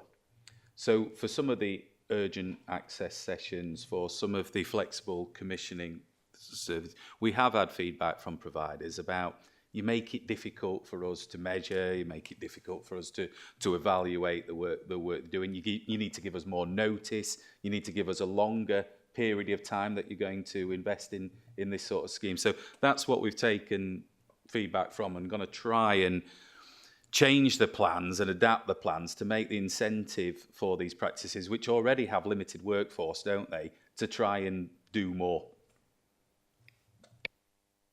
Okay, I'm going to bring Fran in, then Sarah. I saw Laura's hand up and Julie as well. Hi. So going back to Anthony's point, the South Yorkshire Health Watchers did meet with Debbie on Monday, and we did say that what we need is the simple communication that we can give to people so that we can signpost people to actually what's going on, make it very simple English that understands, and also it can help us to direct and signpost people to the 111 when needed. So that conversation is happening. Debbie was tasked with getting it out to all of us. So hopefully from a communication, we will be able to put that forward. My other point is that you mentioned fair, and I get that. I do think that the homeless section that you've got is a great aspect. But one of my issues is what's being addressed with fair, because if I phone up and I want to go to somebody who's opening their waiting list and it's the other side of Doncaster, I'll jump in my car and I'll get there, okay? And I would like to know where the NHS appointments are. Are the contracts our places that are in the most deprived areas? Because the cost of a bus to get across the city is turning the NHS and dentistry into a privileged thing.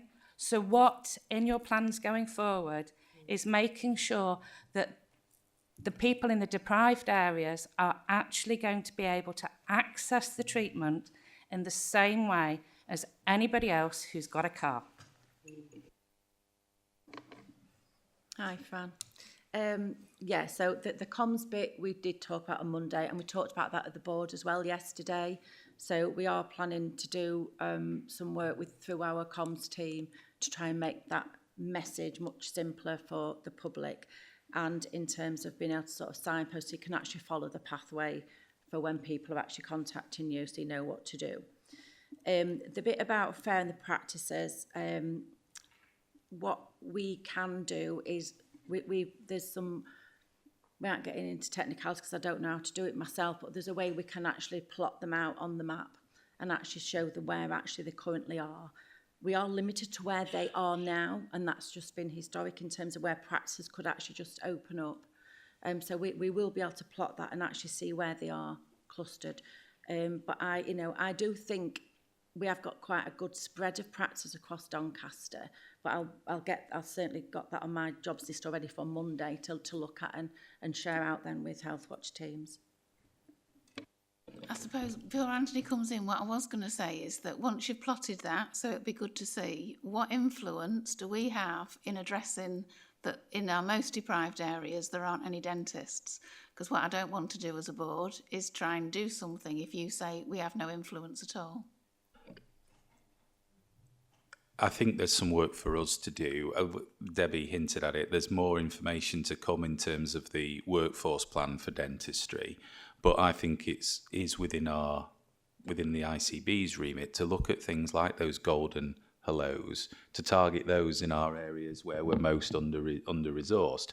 So we wait for the detail on that, but there is some work for us to do. Dental vans was mentioned on there, wasn't it? It doesn't look like we'll benefit from that in the first instance. But I do think we have influence as a health and wellbeing board to have a look at how we can take services more out to our local communities. So let's think of an example. Some of our Gypsy, Roma traveller workers. You know, is there a scheme where we can get into those communities, make links with some with some of the dentists who are interested in getting into that kind of work? So I do think that is within our scope of work to do, but it's going to take some more form. The point, though, absolutely take. You know, if we don't get this right, there is a danger that we will make health inequalities in dentistry worse. Okay, thank you. I'll bring Sarah in. Just a reminder for people that weren't at the development day, we have got children's oral health as one of our priorities going forward. So this is going to be a real focus for this year. I've got Sarah, then Laura, then Julie. Thanks, Chair, and thank you so much for all that information. I suppose it's sort of leaning on, following the themes of these questions, really. We did ask the last, and I know there might be not enough time to pull it together, but I do think it is really, really important that we do get more of a local picture on sort of deprivation and access, because, you know, like if I, with my North Doncaster locality hat on, we know that people in the North Doncaster are much more high rate likely to have strokes or cardiovascular issues, and tooth decay and things like that increases your chance of that at to 2 to 3 times more. So there's these, it's kind of like it sort of overlays all these kind of issues there. So it would be really, really, really useful for that. And Debbie, you did say in passing that you did have data on, you know, I love data. So Julie's always taking the mess out of me for it. But you did mention that, like, for example, people who can't leave their house, that you had the data on for that, for Doncaster. So it's just kind of pulling that over for us so we can actually see the picture of the stuff that you do have would be really, really, really helpful. I am really kind of concerned about those extra payments. It sounds great that the government's gone, yes, we'll give people an incentive to see new people. But I do think what we're going to end up seeing, as you pointed out, is that, you know, people like myself then won't be able to see the dentist because they will already have seen the amount of NHS people. So is there anything in particular that we can do as an ICB or work with practices so that doesn't necessarily happen? Or how can we keep track of that to make sure to see like the evidence based on that isn't happening or is happening? And then lastly, just looking at my notes, I'll let you answer that first. Okay. So, thanks, Sarah. So I think the initial stuff in sort of the overlaying of things, you know, we will initially have to look at where the practices are overlaid across the patch and across Doncaster. The stuff regarding what I mentioned about domiciliary care, we have a practice in Doncaster doing that. I don't have the detail as to where they're actually going to. I can request it, but I will have to request it from a central team who collate all that, because I don't keep anything to do with patient records or identifiable data, but it's something we could probably request and see if we can get that. The other bit in terms of the national payment premium and whether or not that is going to affect patients, that is something as commissioners we raised with the national team at the time this was actually announced. So where all the data goes in to what we call the Business Service Authority for the NHS, they collect all the information for us from dentists. They are going to be doing a piece of audit work around that to see what impact that is actually having. I think it's early days for us at the minute to actually assume what might happen. We sort of think things could happen, but until we actually start seeing the reality of that, that is something they will be looking at and auditing and feeding back to us. There is a theme, is there not, about our quality of data in terms of dentistry, and that's not just waiting lists and access times. It's actually outcomes and experience. So there's certainly some more work that we need to do in that area, but we will come to a point, won't we? And some of these schemes will help with that, but we will come to a point where there's only X amount of capacity for dentistry in Doncaster. And we will need to weigh up that balance of what is better for our residents. Is it that people who haven't been accessing dental services get the opportunity to do so as a balance against a sort of 6-month follow-up that's pushed to 9 months? So there is going to be that balance that we have to do, given the amount of capacity that there is. I think, Councillor Smith, behind that is some real work that we need to do in terms of outcomes and experience of people that do it. Otherwise, we haven't got that intelligence to weigh up that balance accordingly. So I'm assuming, again, this is where Health Watch would be ideal, wouldn't they, when you're talking about outcomes, experience, but obviously that would need to be involved in a contract, etc., because that's extra work to do. Because I'm really getting the impression that it's almost like private practice, isn't it? They do, whether you can get that data or not, as I think you mentioned, you can request it, but it's not like getting information from a local authority who've got some obligation to provide it, is it? I'll bring Sarah back in. Yeah, no, it just seems kind of weird that we're allowing practices to have an excuse not to give data. It's evidence-based, it's medicine. You know, in my line of work in radiotherapy, if I didn't follow or provide information, it gets, you know, it feels quite, I don't know, we're all stressed and stretched in so many different ways, and you don't want to break the camel's back. But I do think not having this stuff is just problematic in being able to make sure that we are putting the right resources in the right way. And once we've kind of got over this knot, I think things will eventually become a lot easier for people. I would like the optimist in me.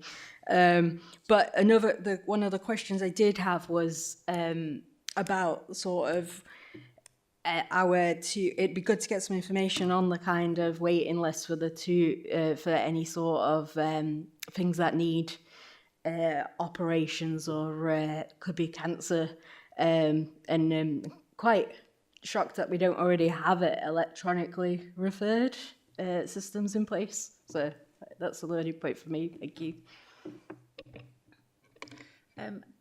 Just going back to your data bit, it's not that dentists don't give data. They submit a lot of data through, and it goes into a national centre to collect the data for us. So they have to submit data in terms of every patient they see, every treatment plan they do, every course of treatment they complete. So they do send data in.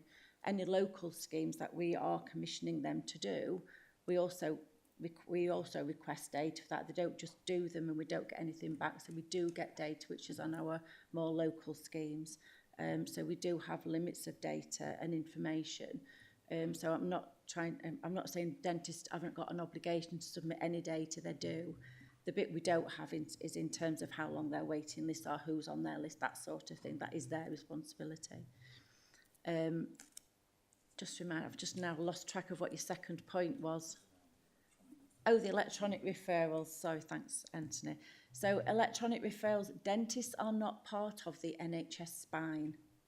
So that is the way that your GP can actually send your referral to a hospital and link in with the hospital to get your blood results and that sort of. Dentists are not part of that. They are outside of that. They have their own set of systems. They are calling out to be part of that, but this is about this is a much bigger picture than just Doncaster or South Yorkshire. So getting the 2-week waits through our separately commissioned electronic referral scheme is something that we are supporting to do. We've worked with Cancer Alliance to get that. So that is a current arrangement we have in South Yorkshire that allows dentists to submit orthodontic referrals because they go through an electronic system. We're adding on the 2-week wait functionality to be able to do that because that was identified in South Yorkshire as a real key area and a risk. What we're wanting to do as we go forward as commissioners is to expand that service and that option for practices to be able to refer for your oral surgery example into the hospital, and to actually allow that way of doing it rather than them filling in a referral form in and either emailing that to a department in the hospital to do that. So we are looking at ways, and it has already been identified digitally. We do need to do some more work, but some of that work is going to be national and some of it will be what we can do locally, we are looking to do.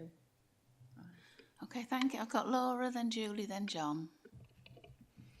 Thanks, Debbie. I'm learning such a lot from everything that you're saying. But my question is quite specific, and it's probably a technicality. But I heard in your presentation that you mentioned the words ICB and underspend in the same breath, and I've never heard that before.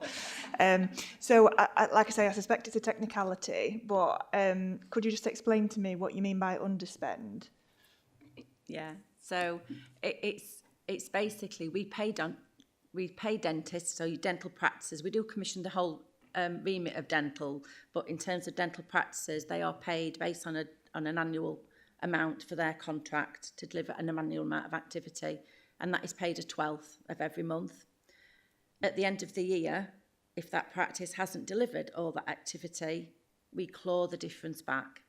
So the clawback is really what the underspend is. So we claw money back from them, and it has to take into account some other considerations, such as what they call patient charge revenue. So some patients of a dental will pay a charge for their treatment, some won't. So that is all into the ether of it. So actually then the money we're clawing back from dentists is what we then have to spend what we've now committed to spend as part of an investment plan for next year. So we're anticipating quite a substantial amount, as you could see on the figures. It is still very heavy caveated at the minute, but the ICB is now committed to building our investment plan up to that amount for next year. But it's not a recurrent thing, it's just for next year. The important part of that is commitment to spend the money that's clawed back within dental. So to be quite frank, ICBs and NHS England in the past have sometimes used that underspend to help out with gaps elsewhere. What the ICB committed to yesterday was that any of that underspend will be used in some of the schemes that Debbie has described for dentistry. So my subsequent question then is, what would create a practice unable to deliver on its contracted activity? Is that workforce, or is that sort of intractable long-term problems? Because I suppose it links to how you could spend the underspend. If you can't spend it on what you've contracted for, what are the issues that are stopping that? Because they'll inevitably be relevant to schemes that you want to then spend the underspend on, I would have thought. Yeah, ultimately, yeah. So a lot of the issues that practices are not able to deliver is because of workforce. That is a big issue. That is in practices. They've been unable to recruit and retain other dentists within the practice. What we've got, also it may be the fact that they've got staff that have gone on long-term sick and that they're still paying for, or that they've gone on maternity leave, those sort of normal things that happen. But yes, a lot of it is in terms of recruitment and retention. The schemes that we're looking to develop, some of those will be looking at actually practices being able to do more and do something differently. In a targeted way, as well as delivering their contracts. We do have practices that are able to deliver, but actually we can say, can you do more and do something different? Other ones we're doing more flexibly to actually try and target part of their delivery into a certain project in an underserved group, for example. And the workforce things will hopefully help to be able to be attractive, to be able to recruit and retain staff as well, because a dentist just delivering standard mandatory dental activity and paid in a standard way of getting a set amount for doing X piece of work is not as attractive as saying we will pay that practice for us on a sessional approach, not linked to units of dental activity, and therefore then the practice can offer a different salaried way of recruiting people and retain them in a different way. I mean, you've really hit upon the perverse nature of the contract, really, which is we have some quite small dental practices with only a limited amount of things. If a dentist goes off on a maternity leave or long-term sick, it really affects their ability to hit their contracting amount. We get the money back from them, but of course they haven't got the workforce to do anything differently. It does go back, and that is some of the. And perversely, that's some of what was the opposite is what we're suffering in Doncaster, where those practices have met their contractual targets, which gives us less flexibility to do something with the money that we get back. So when I keep talking about the contract, perverse way of the contract, it is real. However, though, some of the signs we can try to do is where we have got those dental practices who are unable to meet their contractual levels, we can have a look at their neighbours and areas where they can, so that we can try and incentivise them to do more. So going back to Fran's point about areas of our geography where residents are suffering to get access, we need to look at that to say, can we incentivise more around those areas? Thank you. I've got Julie, John, and then Richard's got the last question. Oh, finishing off with Rachel. Right, thanks. I want to talk technical about the UDAs now, how they're going to work. Right, I can see that if a new patient usually has more complex needs, so it takes longer to hit that UDA target, or you do more work for them UDAs. I can see that the financial reward, there's an incentive, which is great for patient access. But when you've put they can reach the target sooner, I can't see that. Right.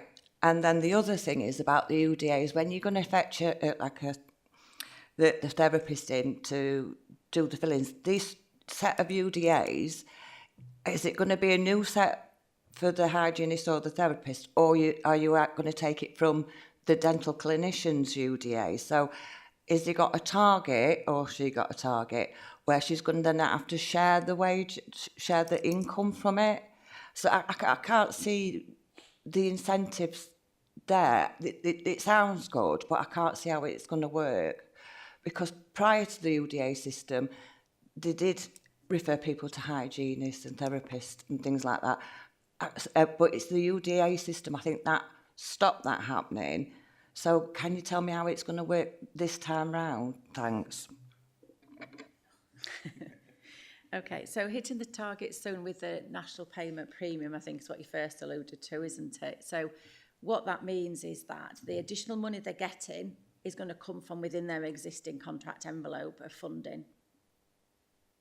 So if a practice has not been meeting their contract, as much as they've tried hard to do that, by actually seeing a new patient, that money that they're getting as an additional payment is going to get equated into UDAs. It is getting a bit technical, isn't it? So can I just come in there? That means that they'll see less patients then. If you're going to give them an incentive of that £50, that £50 could be used on seeing another patient. So we're going to be seeing, it's going to be less access now. That's just what you've told me. It'll be more access for those. It'll be more access for those practices who are not currently seeing new patients and not meeting their targets. So it'll help with those that are actually not seeing people. It'll hopefully then incentivise them to see new people, and it'll give them. It will mean that they're actually using activity to get for that £50.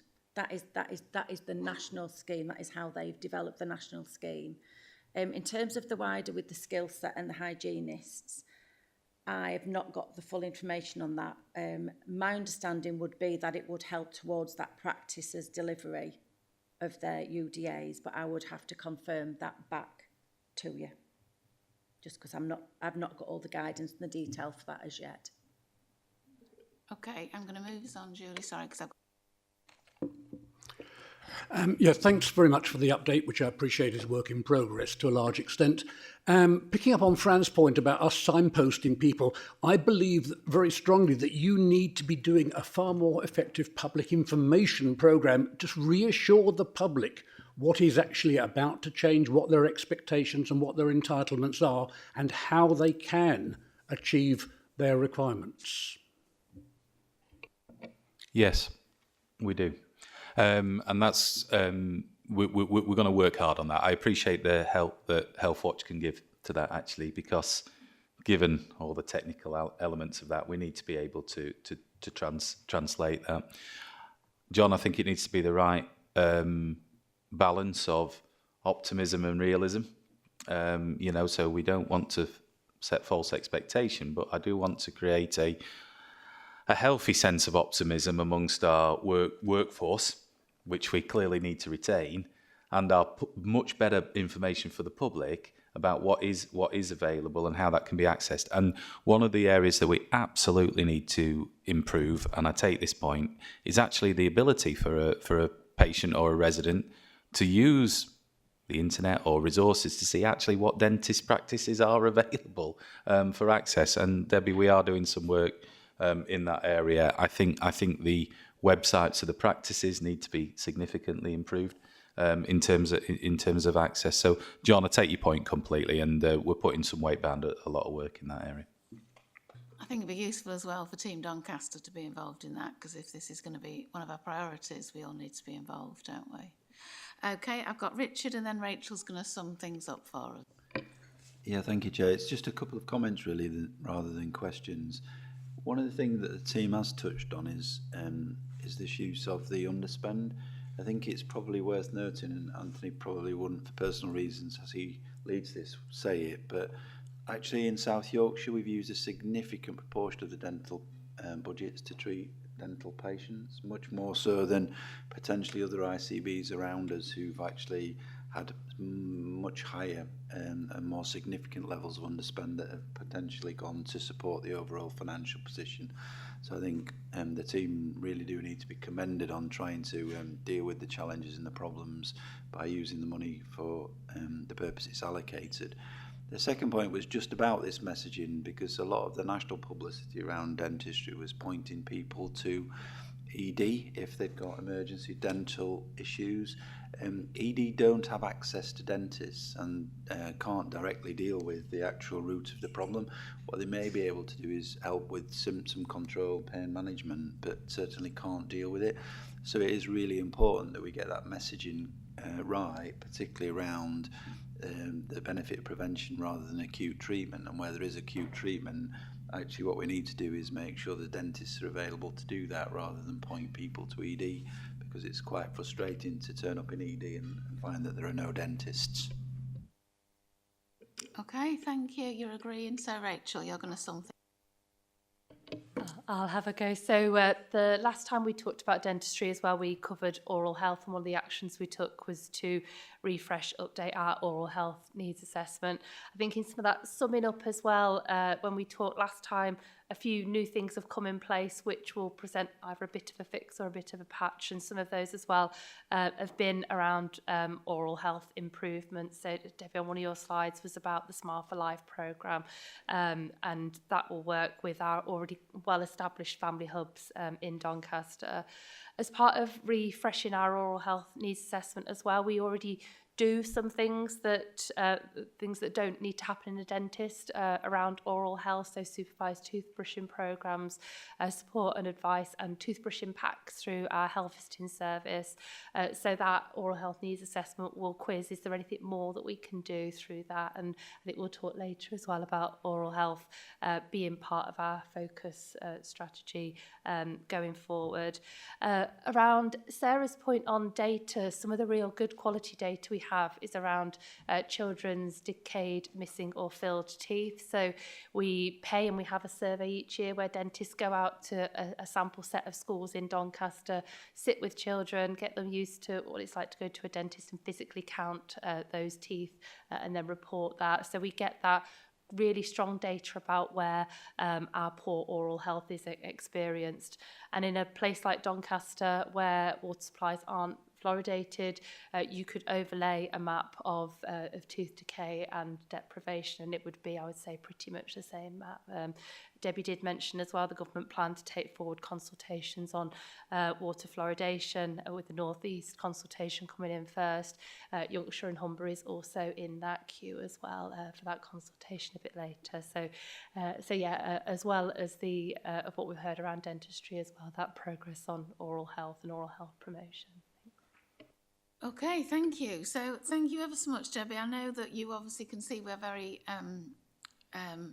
impassioned about this and oral health. So thank you for the presentation. I think there are some actions. I think we're still wanting to see any data you have that directs the strategy and why you're doing what you're doing. because I think from the questions from Sarah and Nidge, that's not something we've seen. I think last time it was very South Yorkshire wide. So, and you've explained in terms of it goes into a national thing, but whatever we can have out of it, I think we would find really useful. I think there were some specific questions, if you can get back to Julie, who lost us in the technicalities, but I think that would be useful. But I think unless I've missed anything, it really is that data and understanding that we're really keen to see a lot more of. And obviously then understanding, once we've got that data, what the lived experience is, picking up then with Healthwatch or other partners in terms of where are the issues, can you access a dentist? So I think if we could have that data input, that would find it really useful. Does that sound okay? Have I missed anything looking around the room? No. And as I say, that reminder that we're going to be doing this in detail in terms of oral health, particularly for children. So thank you. I think you've given us an insight. I think it's always useful what we hear in the national news. And then when we come here, we hear that it's perhaps not quite as explained nationally or what the government would like us to believe. So I think we all find that really useful. Thank you. So we're now going to move on to item 9, which is Doncaster Health and Care Planning. And we've got Ailsa and Ruth, who are providing a presentation to share an update on the NHS planning approach and the approach that's going to be taken for the Doncaster plan for health and care for 2024-29. That seems a long way off. Thank you. Thank you. We are going to do a bit of a double act this morning. I'm going to do the slightly more boring technical part, which I'm very conscious is very health focused, but Ruth particularly will pick up on the important part, which is what are we doing in Doncaster. So I'll try and run you through my bit really quite quickly, and then we'll move on to the stuff that I think is much more interesting. The reason that we're sharing this with you is in the NHS each year we have a lovely annual planning round that we're expected to do. But this year is very unusual. I think certainly for the first time I've ever been involved, we don't yet have formal planning guidance, which is very unusual. So normally we get a set of guidance that comes out traditionally on just before Christmas Eve and tells us from a national perspective what's expected and what the key achievements are that we need to deliver each year. We don't have a formal set of that guidance yet. We've got some informal assumptions, which I will talk us through, that we think are likely to happen. We have been told more recently we may get a version of this guidance by the end of this week after the budget, but we've had several times that we've been told we may get it, so we're just going to wait and see what comes. That doesn't mean we've been sitting and doing nothing whilst we're waiting to get the guidance. We, of course, have been doing the work in terms of thinking, what do we think is likely to happen? But more importantly, what's important for Doncaster anyway? What are the things that we want to be focusing on? And that's particularly what Ruth will talk us through. So, bizarrely, we still are having to submit some plans, even though we don't have the formal guidance. So we've got 3 planning dates at the moment, one of which has now been and gone, which is on the 27th of February. We've then got another date on the 21st of March and a final date for final plans on the 2nd of May. In terms of the plans that we're submitting, they are on an ICB basis, so it's whole South Yorkshire, because this is very health focused. So at the moment, those submissions go in on an ICB basis. And just interesting to note at the bottom, there's an assumption that we won't see anything different in terms of COVID-related levels from what we've seen this year, but also that there'll be no more industrial action. And I think that point is one that we'll have to wait and see. Okay, this slide, apologies, it's busy and I'm really conscious there's a lot of jargon in it. So what I'll do very quickly is just really explain what the stuff on the left-hand side means. These were the particular key targets, for want of a better word, that we were asked to submit plans for in the very first return that we had to do just a few days ago at the end of February. So the A&E 4-hour performance target, that's probably something most people are familiar with. It's still a target we're working to. The expectation is that for the month of March, as in this month, that we reach 76%. So that's 76% of all people going to A&E are seen and treated and either admitted or discharged within 4 hours. Next year, the target rises to 77%. That doesn't sound like a massive rise, but actually it still is a push compared to where we have been. But I have to say, locally, in terms of March, there is some phenomenal effort taking place at the moment to really try and make sure that we're getting that experience for our patients. So the plans that are submitted, you can see on there, it's green. we've submitted plans in line with what we're expected to do. The second target relates to the length of wait time that people are waiting from when they've seen their GP, they've been referred into the acute hospital and they receive their treatment. So at the moment this year, end of the year, we've been working to 78 weeks. Next year, that target moves that down to 65 weeks and we're expected to get there by September.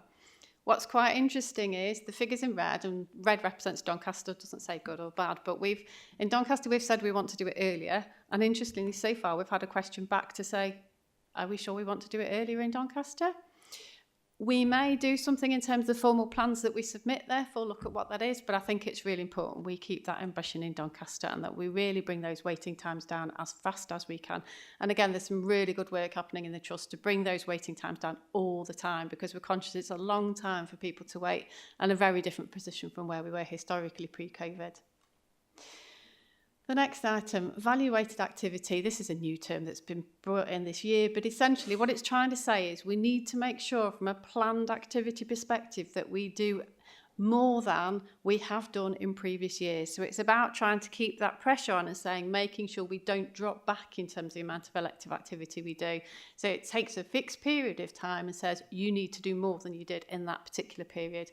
And again, the plans that have gone in are meeting the requirements that we need to see. The next target is probably one that you are more familiar with as a Health and Wellbeing Board in terms of cancer 62-day performance. And again, the expectation is to try and make sure that by March 25, that 70% of people referred through a cancer pathway are again either seen or they're diagnosed and their treatment commences within 62 days. And from a Doncaster perspective, we are expecting to meet that. Doncaster performance relatively is good on this target, and that's something that we want to maintain, but we are conscious again about looking at making sure there's a wider patch that's involved, but from a Doncaster perspective we are expecting to get there. And finally, the final one is around GNA, stands for general and acute. This is about the number of physical beds that there are in the acute hospital, so across DBH sites. How many acute beds have we got? Because there's a national drive to make sure that we don't reduce the number of acute beds that we have. In terms of what was submitted, we put in a number that is agreed, but there was a query raised, but it was purely about, did that number include the number of critical care beds? It didn't. If we put in the number of critical care beds, it meets the external expectation. There is no reduction in beds planned for Doncaster. This comes down to which numbers you do and don't include in a technical definition. So overall, summary is, we are expecting the plan we've put in so far, we're expecting to meet the national requirements, and they were the key elements that we were asked to demonstrate in the return that we sent in February.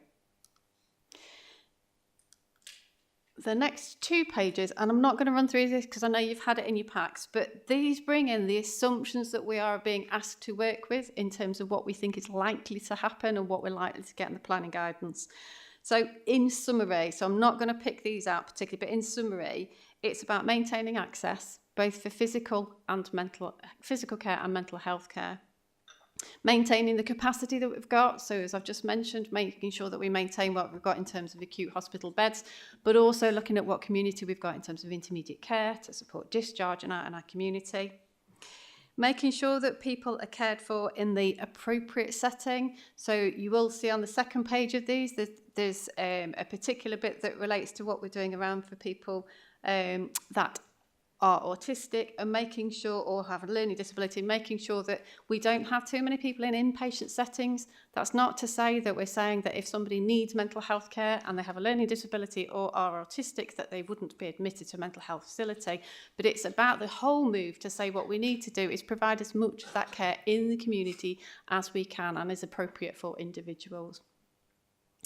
We also need to make sure that we maintain our focus on reducing health inequalities, and that fits a lot with the discussion we've just had, particularly around our dental services, and I know it's something that Health and Wellbeing Board have been really focused on.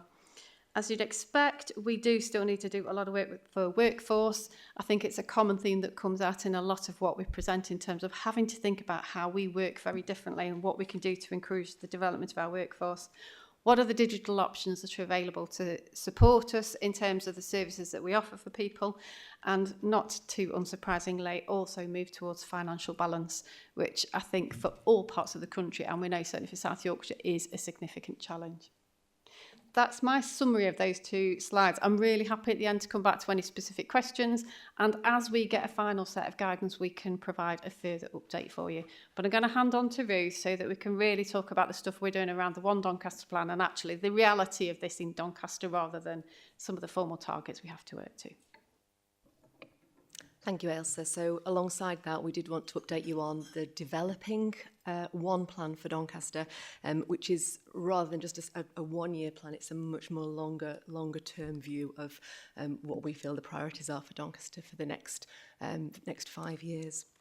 So I want to tell you about the approach, about how we've been involving residents in this work, and also about some of the emerging priorities from the conversations that our chief executives are having from a place perspective. It starts with an acknowledgement that probably historically there's been quite a complex number of plans and certainly lots of health and care plans across Doncaster. And one of the key reasons for calling it, for having one plan, was that actually we wanted to simplify that, and we wanted to make sense of the numerous plans that we have from a health and care perspective and bring them into one place. We know that we have, from an integrated care perspective, we have the joint forward plan at the South Yorkshire level, we have organisational plans at a Doncaster level, but what we really wanted was for this one plan to be that plan for Doncaster Place with a focus on Doncaster. From an approach perspective, we wanted to do things a little bit differently to previously, so we wanted to ensure that we developed this one plan document alongside the development of the health and wellbeing strategy. So myself and Claire Henry have worked very closely in order to ensure that we were doing that in parallel and alignment. We also wanted to write the plan with residents and really make sure that they were involved in not only what was important to be in the plan, but also the writing process itself. And acknowledge that we've not been very good at that in the past, I guess. We've not been very good at really involving people and communities in the planning that we do. So this first slide, I'm aware this has been shared before with the Health and Wellbeing Board, but it's one that myself and Claire really wanted to make sure we used the same data and intelligence, and we used the same messages from our residents and from people in Doncaster to inform both the health and wellbeing strategy and the one plan. And so what you'll see there is it's been described before, but for those of you who haven't seen it before, it's almost bringing together what we feel is important. So what we've heard from the public, from engagement from each of our organisations over a number of months, what we've heard from the Fairness and Wellbeing Commission, what we've heard from our staff and from our workforce about how things currently feel and what needs to be different, and also from an intelligence perspective, what we've heard from the JSNA perspective. And some of the key things, there are 5 key themes coming from this around access to services. That'll come as no surprise to people in the room, particularly the location of our services, which often makes it very challenging and difficult for people to access services. But also translation and how the language that we're using often, again, really is a barrier to accessing services. To navigating services, so people find our systems overly complicated, and we need to therefore do something about making it easier for them to find out what services are available, and also that signposting alone doesn't help, that actually people also need some hand-holding and some support to access services. That one size doesn't fit all, and that we really need to be having much more of an individual and personalised approach. Also targeted support to those who need it the most. And people are also talking about we don't help people at an early enough stage, and so we need to have a focus on prevention, but also on empowering people and empowering communities. From a co-production perspective, I spoke about us involving residents in the writing of the plan. And with the support of Health Watch Doncaster and Well Doncaster, we have a resident writing panel, admittedly small numbers of people, of residents, but actually that's been invaluable in informing what we include in the plan, how we write it, the level of detail, what language has been used, and what residents have told us actually is what they want to see in that, first and foremost, are the actions we're going to take and what difference it will make to residents.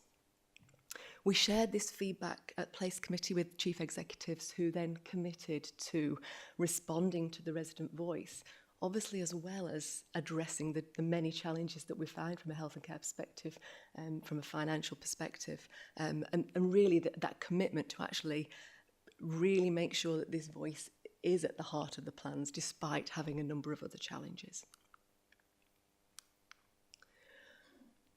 So the emerging plan on a page, I guess, and this is emerging, as I said, this it may not look like this in a few it is evolving.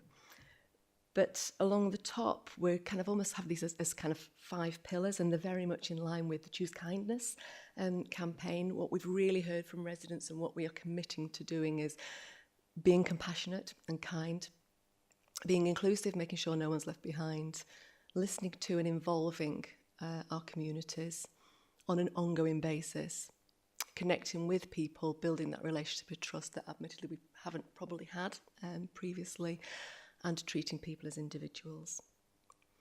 In the centre there, and then some of the priorities that are emerging from conversations at kind of executive level, is around what's been described as a blueprint with 3 priorities. Now, the names of these will no doubt change. They are very much working titles. The 3 priorities being around right-sizing our hospitals, and by that we mean making sure that services are delivered in the right place, delivering services closer to home, improving access, and making our services easier for people to reach. The second being primary care, community care, that integration, that alignment, coordination and continuity. We've heard that it's complex, and we heard that often continuity is lacking, and so there's a real drive to look at that coordinated approach. And the third being, again, this is a working title, but the community prevention. And this very much is in line with the work that Doncaster Council are doing and that Lee Tillman's currently reviewing and looking at from a community prevention perspective. So there's a dovetail there with that work. And recognition that although we've got 3 boxes, actually that's really a continuum. And that the little diagram where we've got specialised care on that right-hand side, the green box. We've then got the health services that are in the box to the left, and then that locality neighbourhood work that is kind of in that very left-hand blue circle. What we're describing there is the left shift, I guess, that we've spoken about for a number of years. It's not a new concept, but it's something that actually is very, very difficult, been very, very difficult to actually make happen. But that's the drive, and that's what where we really want to be in Doncaster. What's going to be essential to those are the enablers. Yes, we've had enablers on plans before.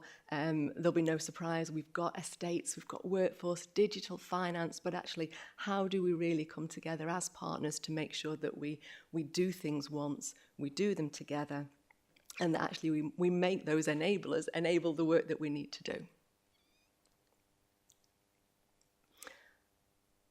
Finally then, if I can just make that work.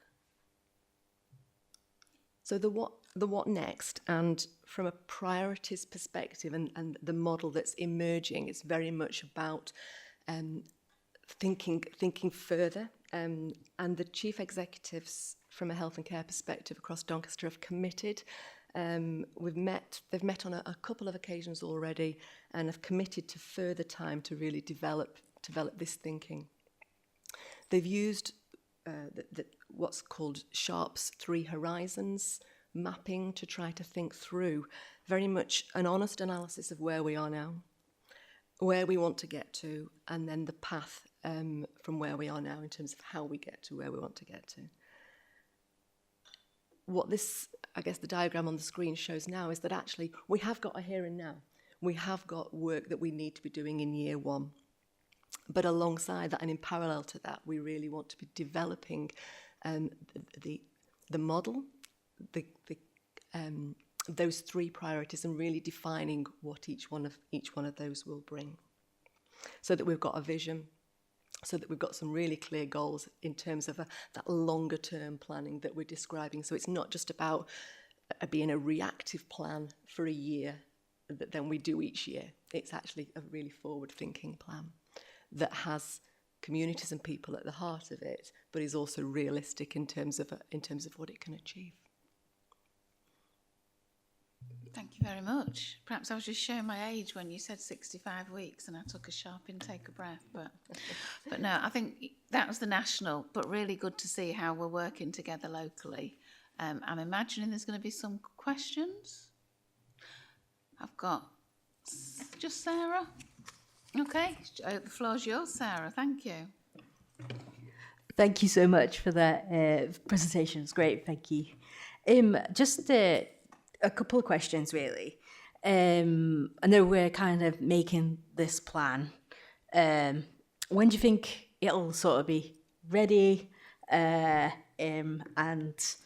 there's a few things in there, like, for example, I suppose they're kind of a little bit opposite to how we are currently working. So, for example, the right hospital, size hospital or whatever, and bringing care closer to home. And yet, you know, a lot of more, I suppose, specialist treatments now where, you know, you have to go to Rotherham for sort of dental, you've got to go to Doncaster residents have to go to Sheffield for a lot of the cancer appointments now and things like that. How do you kind of see that as working with that? Thank you. Thanks, Sarah. Firstly, in terms of the when, we have got some further time with the Chief Executive's plan for the 22nd of March. And I think very soon after that, we'll be kind of really looking to bring this together. We have to be clear about what we're going to do in this first year, as well as having that long-term vision. So I think hopefully very soon after that time, we'll be starting to certainly shape what that starts to look like. And then also go back to residents, because obviously the work with the residents has been ongoing over a few months now.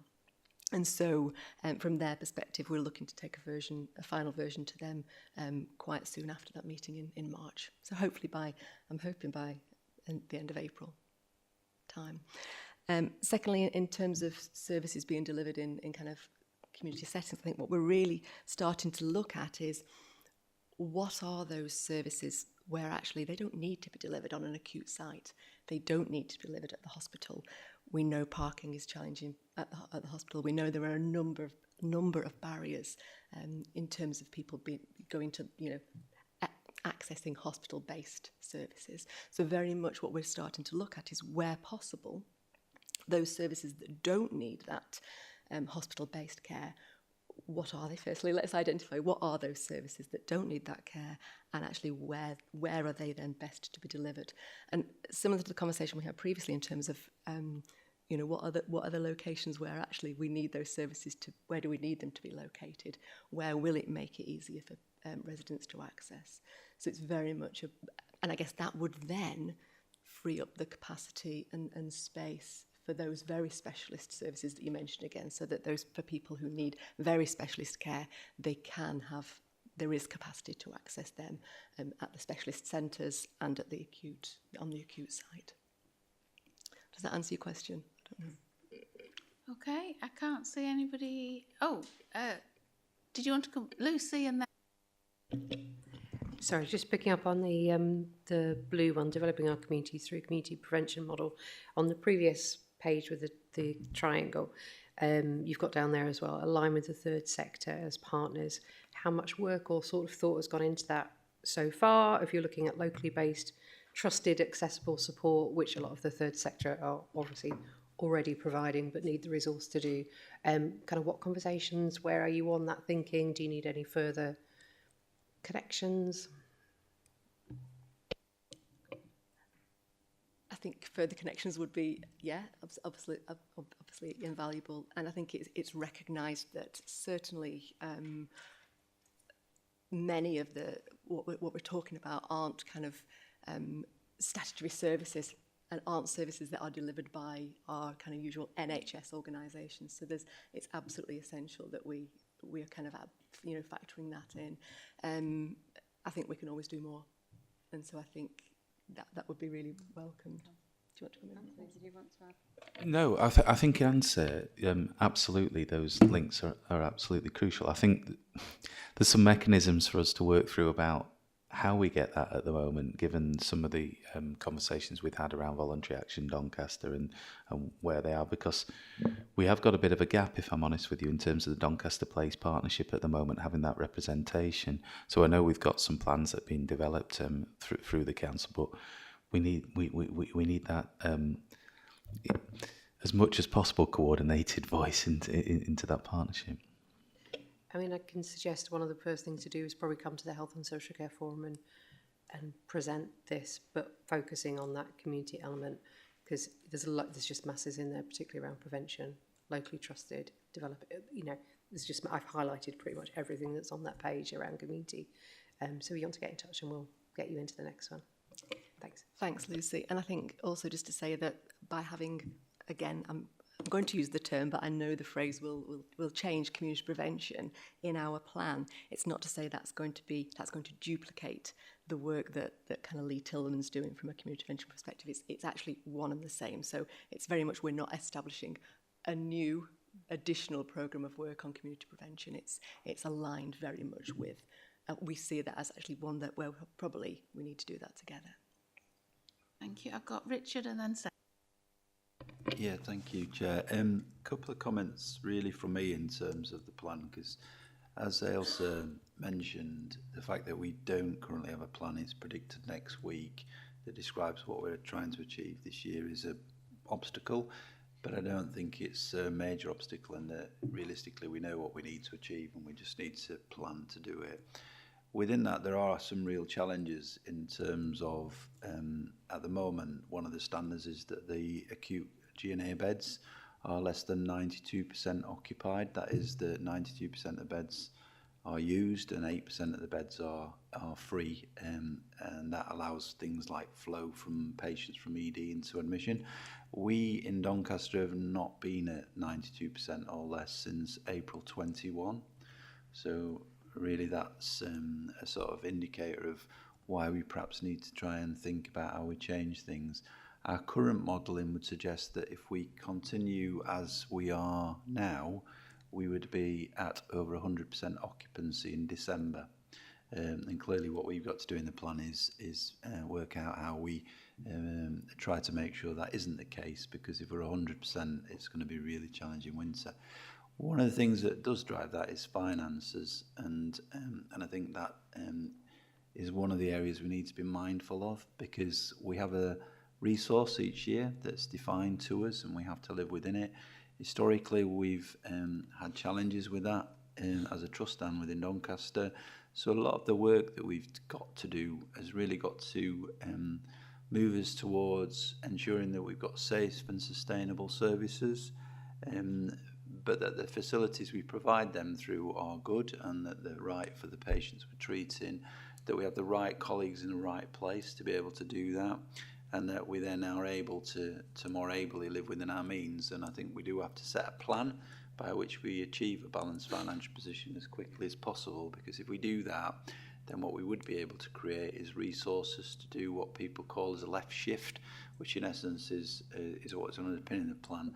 I don't personally like the phrase right-size the hospital, because the hospital is currently as large as it needs to be, probably a little bit less so, to treat the patients we treat. I much prefer thinking about it as we're aiming to provide the right care in the right place and at the right time, and that's been a feature of this morning around things like dental services, where if we were able to do that, then actually we'd be more ably delivering what patients need, I think, and that would help.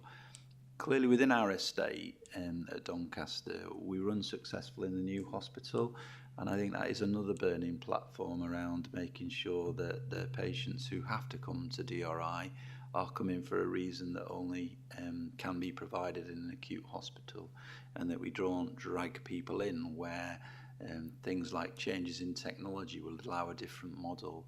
But I do think we've got to start to communicate better with patients, because Sarah's touched on the issue around cancer services. Some of the cancer service models at the moment are absolutely being driven by acute workforce issues, by the challenges of providing a significant number of increased oncology sessions, because oncologists are really difficult to recruit. I think within South Yorkshire we've got significant vacancies. We've got significant vacancies in South Yorkshire and across the country against histopathologists, who are the doctors that in essence analyse samples for us and help us with the diagnosis standards. But they're only just examples of that. In a number of specialties we've got similar challenges. And so I think what we've got to do is work with our populations to help them understand how we will have to organise services to make sure that they're safe and they're sustainable, they deliver the service, but they do that in a way that we can maintain and ideally increase the quality, but it won't be the same service model. So I think you will see consolidation of some services where we've actually got a small number of colleagues, and a gap can create a real problem. And so the work that we're talking about here within Doncaster, I think, is to do that and drive back towards right care in the right place at the right time. If we do that and we move away from hospital-based care because of the advent of technological solutions and others, artificial intelligence is here, and it will increase in terms of how we provide what are called back office functions. In back office function terms, people may not know, but a vast majority of my finance team are now based in this building, because actually that was a more economical way forward, in rather than us refurbishing old accommodation that wasn't really fit for purpose. We're facilitating that change. So I've got a number of my teams who are now based here, which is shared accommodation, shared costs, shared resources. I think we will see that moving forward, and I do personally think that is the right thing to do. But I think the journey has to include being able to communicate that effectively with the patients and their families and others, because if we don't understand that, it becomes really difficult then to meet expectations and live within the means. But technology is the future. Unfortunately, in Doncaster, we're still somewhat behind as a trust with technology. We don't have an electronic patient record. One of a small number of trusts in the country. We were very pleased yesterday that with a government announcement for the additional monies to technology will hopefully allow us to get our business case approved and over the line. Because that's the sort of thing that makes those different models much, much easier. If you think about it at the moment, if we move a service out of the hospital that's based upon a set of case notes, we've got to work out how to get the case note from A to B, which is usually a big van or, at worst, a lorry, which includes lots of people. So things like that are really going to help the future, and the future is around much more flexibility, much more choice, much more options, and much less hospital-based services, because there's very few people now for diagnostics and others who absolutely would need to come to hospital for that. We can do that differently, we can do that better, and I think if we can all work on that aim, we'll probably get there a lot quicker.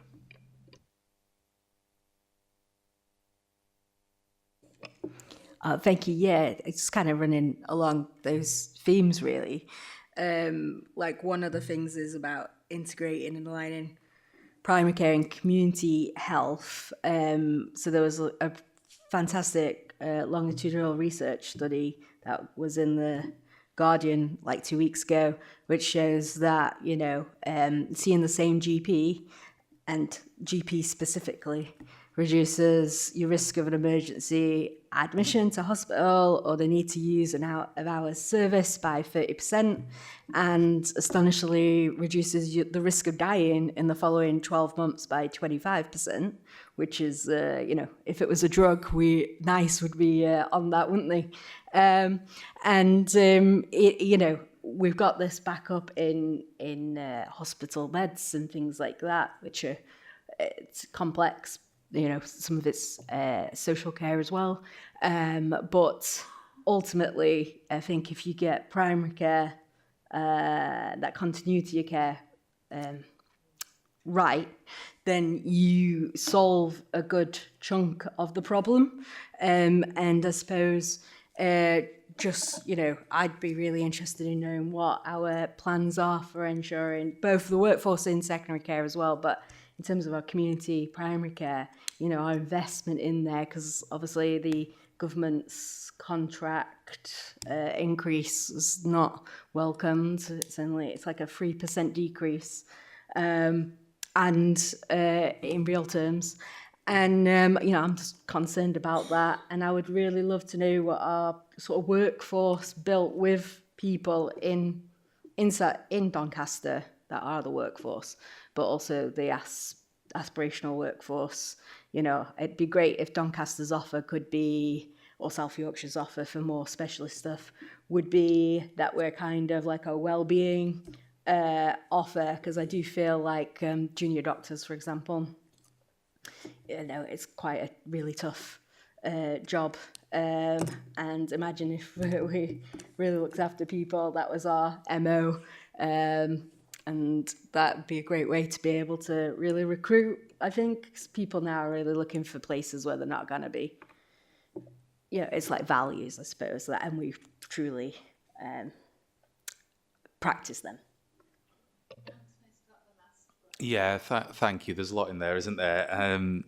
I'm happy to come back to given what Phil said about getting our agendas right, but I am happy to come back to the Health and Wellbeing Board and talk about primary care in its more generalist state, because you're absolutely right, Sarah. The current contract has not landed well, and understandably so, actually, here into our profession. For me, Chair, the principle of all of this has got to be appropriateness. Appropriateness of the offer that we have for our residents. That's whether that's where, in terms of what Richard's described, and I don't like the term right-size hospitals either. I think it's about the best use of our estate and our resource, and I'm confident that we're going to put some specific plans behind that. But also appropriateness of method and appropriateness of professional. So I think let's take advantages of the progress we made during COVID in terms of use of more digital appointments, use of more elements of that, but still maintaining that nod to continuity that you describe. So in all of this, in all the transformational work that Ruth describes, it's not all going to be about this was where we provided it before, this is now where we're going to provide it. It's going to be about the transformational elements of it. So, for example, in Richard's outpatient settings, we may provide that in a different location, but we'll do it with the transformational element of, does the resident actually need to come to a physical appointment for that kind of service? So it's not just about moving from one area to the other, it'll be the transformational programme behind it. But I am happy to come back and talk more about primary care in general if the board will find that happy. Yeah, thank you. Just really picking up on a couple of points Richard made. The NHS and its various allied agencies are extremely poor at communicating good news stories, especially. Please, to all of you, tell the public what is happening. Tell them the bad news, certainly, but they pick up the bad news from the press. They don't hear the good news. They don't hear the reality of what is actually happening. Tell them how many dentists are in Doncaster, for example, and then people begin to appreciate why it may be difficult to get an appointment. Tell them how many patients you've seen, for what reasons, in ED and so on. And people, I think, begin to appreciate, but certainly communicate. Let people know what's happening and gain the trust of the public. Because I believe at the moment, the trust in the NHS and its allied agencies is really quite damaged. Richard, you've got the last. It was only 1 second, Rachel. In that, I agree entirely, John. If you saw the numbers that were on the slide, and we touched on industrial action, this year we've lost 15% of our capacity as a result of industrial action. So what we've achieved this year has been achieved with 15% less working days available to us, which is remarkable.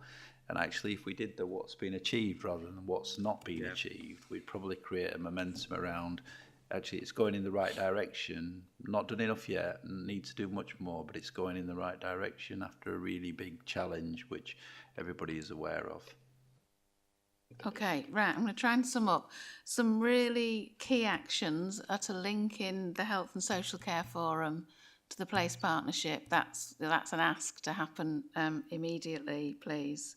And then obviously those ongoing discussions about how the voluntary and community sector is linked into the plans. Communication keeps coming up every time. I've been chairing this board now for a long time, can't remember how long, and communicating with patients, residents, whatever we want to call them, I do not think we've got it at all. I have constant conversations with friends who sadly, we're all getting to that age where we have parents that are needing care, and they always tell me with great surprise about the lack of services or the good services. And it has never entered their heads before they actually needed that support, what was really out there. The awareness, we're all aware because we sit on the Health and Wellbeing Board. If you don't, the awareness is so low. And I think it's a real shock to people when they find out what might be there or might, good or bad. So I really do think we have talked about it before. We've got the Team Doncaster Communications Group. I look to people, does it still exist? Does it still work? Do we know? I think that's an ask really that I can ask perhaps Rachel and Anthony to think about, because picking up what you said, I think one of you said, Richard, about there are other ways to get an appointment, to get your diagnosis. If I went out into my ward and said, you're not going to be going to the hospital, somebody's going to ring you up and they're going to do a diagnosis, they would see that as second rate. They wouldn't see that as something that is a good thing to have. And I just think we've got to start communicating more. Again, I had somebody irate that they're only seeing the nurse practitioner only, their words.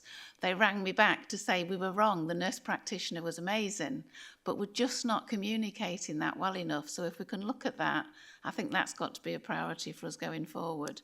But the key thing is about the health and social care. And my last point on it, I know you said the language, Ruth, isn't fixed. I would like to see it being really more progressive. If I think about the Making It Real board, rather than working with, it's working for communities, and having communities in the driving seat, I think is something we've got to aim for. But it's work in progress, and really good to see that we're going to have one plan on a page that I think everybody welcomes. Okay, I think I've summed that up. Claire, you have the last 20 minutes to talk us through our priorities. The Health and Wellbeing Board strategy, which is going to pick up on what we discussed at our development session, and you're wanting us to provide feedback on the revised priorities and the consider and discuss the next steps. So please be thinking about that as Claire's presenting. Okay, so this follows quite nicely from Ailsa and Ruth's presentation. So this is about the Health and Wellbeing Board's priorities going forward.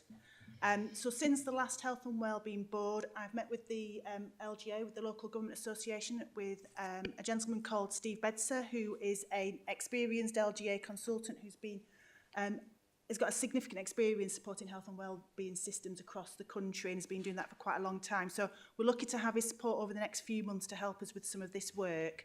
And he specifically is going to help us on the next steps around focusing what we're actually going to do and how we're going to do the priorities and the ways of working for the board. I delivered an elected member workshop since the last time I spoke here at the board. That was to allow elected members to input their experiences, their insight, their evidence from their constituents. And there were no surprises really, but the main themes that came out was the range of their role in supporting around the wider determinants of health, so that whole person kind of issues that elected members will experience, but also their role really, I suppose, is around hearing those immediate challenges. So often elected members talk about it's the immediate of not accessing services, whether or not there's been mismanagement of care, or around things around cost of living crisis. So around that cost of living. And so that's what elected members were telling me at that workshop. And so we fed that into the resident voice work of both the Health and Wellbeing Board strategy and the One Plan.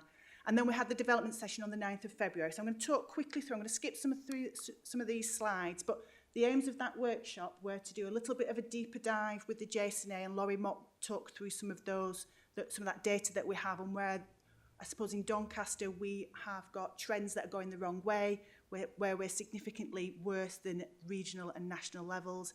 And I talked a little bit more depth about the resident voice work that we've been doing in tandem with ICB colleagues.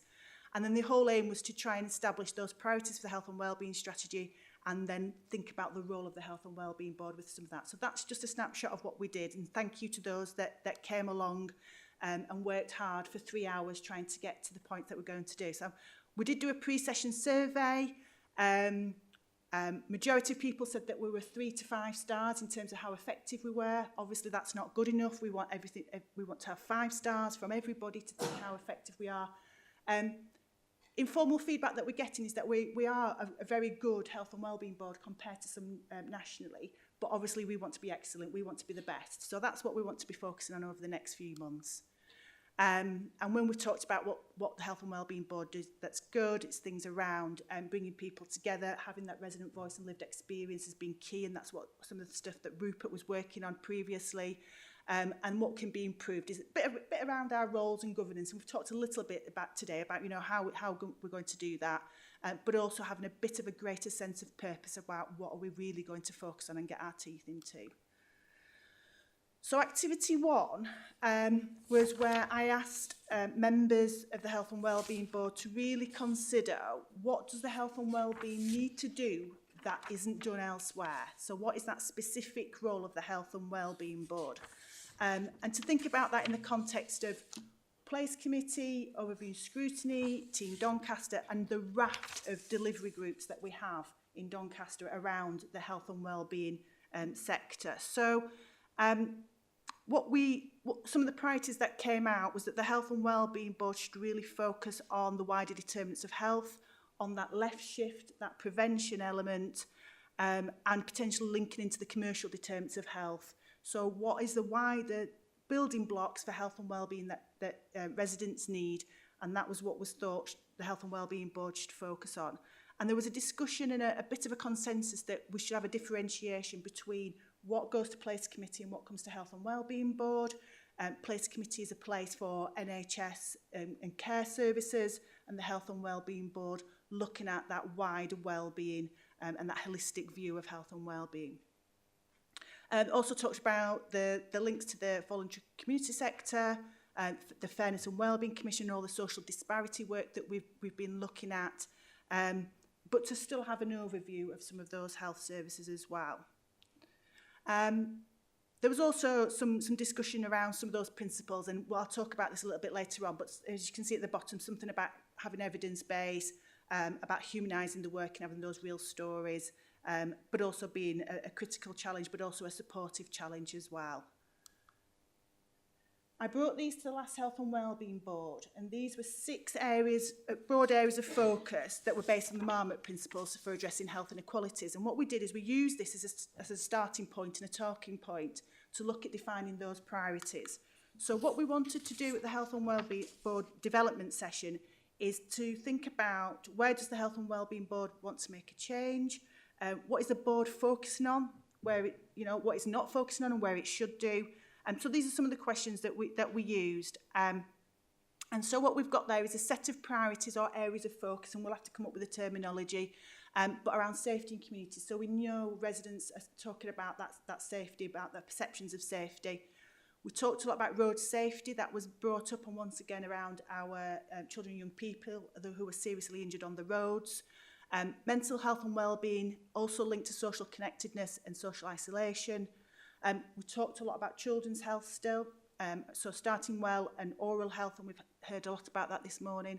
We talked about frailty being a priority and about trying to help residents stay independent and stay independent in their own lives. And again, resident voice talking a lot about wanting to still get out and about, still be part of society, and not be a burden. If we think about the words that residents have been using when they've been talking to us about Health and Wellbeing Board, we said we want to take on some of the Fairness and Wellbeing Commission recommendations, and part of that was tipping points, so that came quite out of that Fairness and Wellbeing Commission. So these are the areas of focus or the priorities that came up at that development session. We also talked about principles or ways of working, and we talked about that we needed to have a small number of specific challenges. We need to focus on also what we don't know. So some of these areas is the things that we need to do a deep dive into. We don't always have all the data and insight to hand. And there needs to be around evidence-based solutions as well. And whatever priorities that we focus on, we said that we wanted to have a lens around inequalities. So that lens could be from a deprivation point of view, from a geographical point of view, a cultural point of view, ethnicity point of view, age, sex. So we said that we wanted to look at all of our priorities through that lens. So that was kind of a key theme that would go through. Okay, so from all of that, I've pulled that into 3 broad areas. So what we've got to think about is that the strategy is not about taking action on everything at once. So we can't cover everything around health and wellbeing, but as much as we try and put that onto the agenda, we can't always do that. And we really need to focus about where do we want to, provide our energy and resources into. So trying to pull some of those principles together, we've got one element which is around closing the gap in women's and child health. So trying to close that gap in some of those indicators that we have. So we've talked about oral health. It could be that we include the smoke-free generation work. So we've just had significant investment coming for the next 5 years around that. We've just started a women's health strategy and plan, so a bit of a deep dive into that needs assessment, and there's some work that's going on already around women's and health, and also around potentially the food plan. Again, early work taking place around food. Those sub-priorities are not, obviously none of this is set in stone, but these are examples of what we might want to focus on. In terms of frailty, I've phrased that as improve the experience of ageing. Again, not precious about the wording, we can change that. But this is really around those three key issues around prevention of frailty. So that'd be around if individuals are physically active, if they're cognitively active, and if they're socially active, then we are more likely to prevent frailty later on in life. That means that we have that left shift about needing acute services later on in life, but also we improve people's healthy life expectancy and their experience of having a good life. So that's the things that we've put in there, linked in some of the Fairness Commission recommendations there. So the little red man is Fairness and Wellbeing Commission recommendations. So a little bit around digital age. Yes, we need to have move towards digital, but not leave anybody behind. But also that community support for good health and wellbeing. And that can be as broad, and we would need to redefine that a little bit further. And then the third one is around that environment, that place. So having a healthy place to live, grow and play. That's encompassing some of those much more wider determinants, some of those building blocks for life. So safe streets and neighbourhoods, that's including the safer roads. Children are able to walk to school independently without the fear of being hit by a car, for example. We're looking at stimulating the demand for sustainable transport as a preferred choice. So this is not about us providing the buses because we can't in Doncaster, but that's about what is our role to play locally around sustainable transport, and that includes walking and cycling and scooting and also using buses and trains. We might want to look at healthy homes and look at decent homes, modifications, temperatures, if we look at heat, cold, and the effect that has on individuals' health and well-being. And then the final one there is adopting a commercial determinants of health approach to licensing, planning, advertising, marketing, event sponsorship. What are our local powers in helping our residents to live in a society where harmful products are not always the first choice, for example, and individuals are able to make as healthy choices as possible. And then under that, I've just put a few of the things that we definitely probably want to do on an annual basis. Well, not an annual basis, sorry, Louise, pharmacy needs assessment. But pharmacy needs assessment we need to do. We've all talked about the Black and Ethnic Minority Action Plan coming to the board regularly, and a health and wellbeing annual report that Louise pulls together to show our successes when we're talking about good news stories. So I'm just going to pause there a second and just think about some of these things. Are these the 3 areas of focus that we want? Do these sound right? Do these feel right? Are any of these being delivered or assured elsewhere? and what's that role in our role here at the Health and Wellbeing Board, and what's the role elsewhere. And then what won't get done if the Health and Wellbeing Board don't do it. So what if we said, no, we're not going to look at that, will it still happen? Will it still take place? So I'm going to leave those there to pause for now before I go on to the next few slides. Thanks, Phil. Claire, you've done a brilliant job with that, I have to say, from my subjective perspective. And I think if we get, I think there are 3 elements. I know you've got 3 there. I'm perfectly fine with those personally. But if we've got, if we can all maintain grip on 3 things, so clarity from your first slide about the items that this isn't the right board for, and making sure we don't keep dripping into, as has happened several times on this agenda, sending stuff here that doesn't need to be here. That's the first thing. Second thing is this, and then the third thing is the standards of items that come here and how they are enforced, which linked to the public question earlier. Stuff shouldn't be tabled, stuff shouldn't be verbal feedback, stuff shouldn't be kind of lacking plain English, and us leaning excessively on Health Watch as if they are the only people that can help us with plain English approaches. So I think if we've got those 3 things in place, I've got no problem with this, but I think it gives us a great platform. Yeah, I've got Anthony, and then we'll move on. Yeah, I think you've done a brilliant job and I think it reflects the outcomes of the workshop that we have. It's interesting, isn't it? We always come back to starting, living and ageing well in Doncaster, but I do think there is specifics enough in that for us to concentrate our efforts. To your question about would it be done elsewhere, inevitably there's going to be groups across our city that are charged with some of the implementation for that. What we agreed on last time is that we would have a strategy that encapsulated that we could keep bringing those work plans back to, and ensuring that they were having the impact of what we decided as a health and wellbeing strategy. So I'm really pleased with this. To Phil's point, I think we need a 12-month forward plan for the Health and Wellbeing Board that comes on what's coming here and what it's coming here for. Okay. Oh, Tony.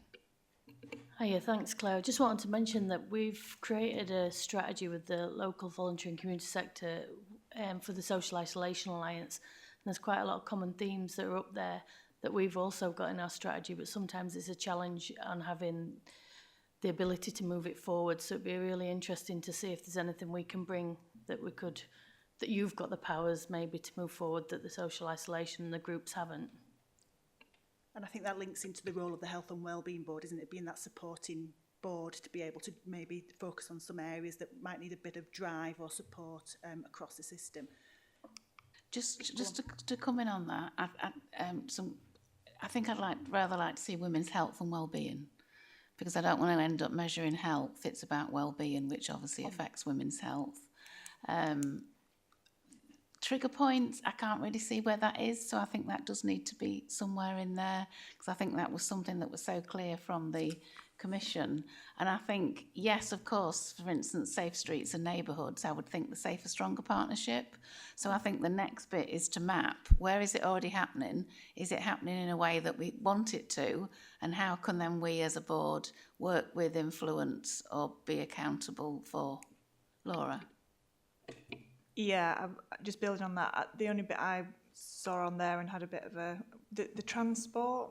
So just because we were at the Team Doncaster Executive a couple of weeks ago, and it seems to me, and I don't know what exists, but there seems to be a lot of activity and a lot of oversight and a lot of discussion elsewhere around transport and transportation. So I wonder whether that's a potential duplication if we don't recognise that in that mapping exercise. I think the only reason why it came so heavily out of the workshop, Laura, was because we just acknowledged just the increase in the amount of road traffic accidents and the work over the last few months. So as long as it is covered somewhere, Claire, yeah, I think that's the important part. And those subcategories are definitely just some ideas to start, and we might say actually we're going to knock that off because we are assured and it's assured in the right way that it's actually addressing, or it's considering health. And there is a lot that goes on, and especially around sustainable transport, because that's definitely something passionate. Oh, go on, sorry, Phil. Yeah, I think transport's a good example of an issue for us, which is that around the integrated care partnership across South Yorkshire. So we need a strategy here that enables us to have a strong voice there, because at the moment it's feeling like we haven't got a voice there, or we're not using the voice that we have there. So transport is a good example of that. So it's happening elsewhere. A lot of it's mediated on the South Yorkshire footprint. The ICP is chaired by the Mayor of South Yorkshire, who has responsibility for transport policy and pulls many more levers than we can pull. So we've got to be clear with all of these things about the interface with the ICP, so we don't just turn up to hear centralised plans, but we turn up with a sense of conversations we'll want to have about how they are contributing to some of these local outcomes. Claire, I'm just aware of the time. You've not got long. Oh gosh, right, okay. So again, so this is some of the examples of what we need to do in that deep dive. So looking at what have we got already, where else could be supported. So we've just talked about, you know, it could be the Safer, Stronger partnership that we might want to get assurance from around perception of safety for residents, and what are we going to do. So this is a deep dive that we need to do next. Obviously having agreement that those three priorities that's where we want to go. Ways of working based on Fairness Commission, based on things that we already do, but also some things that came out of the workshop, and linking to that community prevention principles going forward. But again, these are just some of those things. We've got support from the Health Determinants Research Collaboration for our evidence-informed elements, so some of the deep dive going around about what we can do around evidence-based work we can put into. Obviously, health in all policy is something that we've been really successful in Doncaster about doing, and we want to continue that. Timeline and next steps. It's a crowded space at the moment, and we're acknowledging it. So Ruth, myself and Alan know that, bless you, some of you have been in 3 hour workshops over the last 2 weeks, goodness knows how many times. Try and be assured that in the background we're having those conversations together to say what's happening, what's coming out, what are the themes, where can we link together. So just want to acknowledge that here at the moment. We have got LGA support, so some conversations, one-to-one conversations taking place in the next couple of weeks.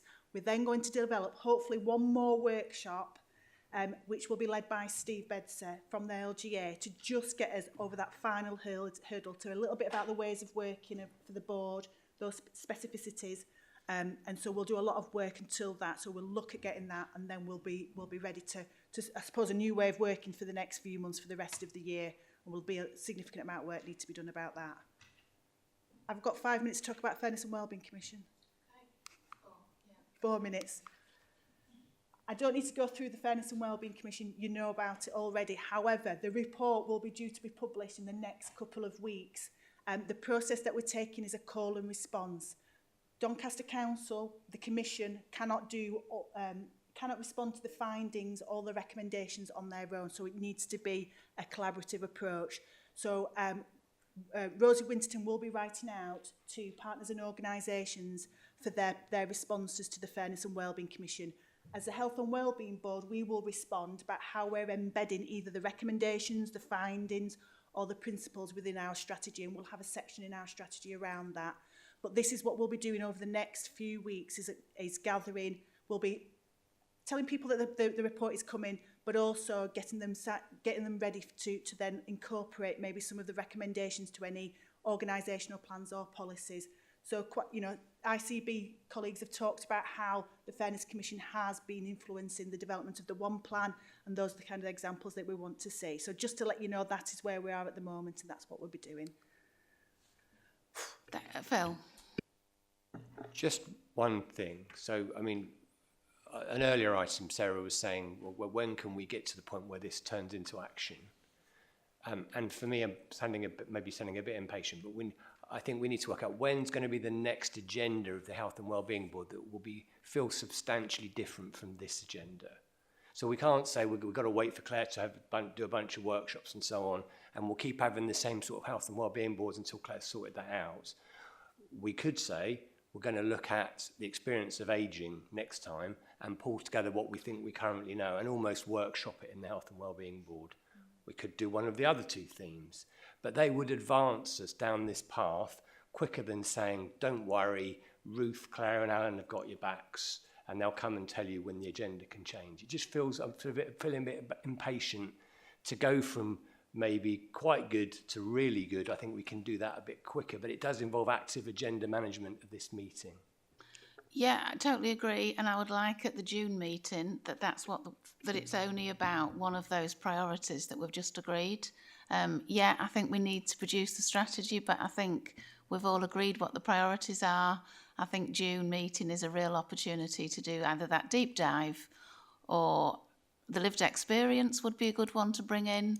And I'm quite happy to start with the experience of ageing.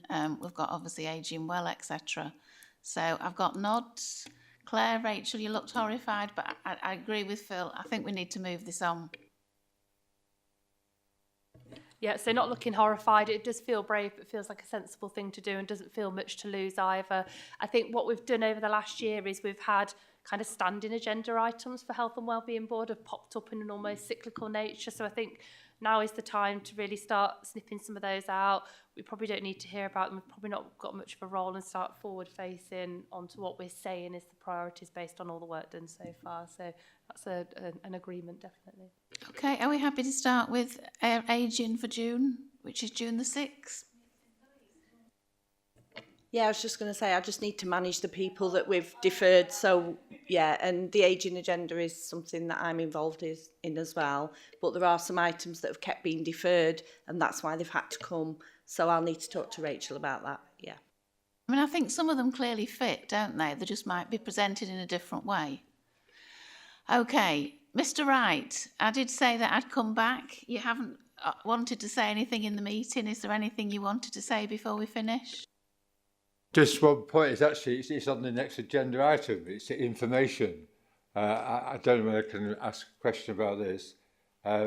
It's just I'm concerned about the assurance is protected to people of Doncaster by this when the vaccinations, which is on the next page, it mentions vaccinations, were being done at the Doncaster Rovers Club over a period of time.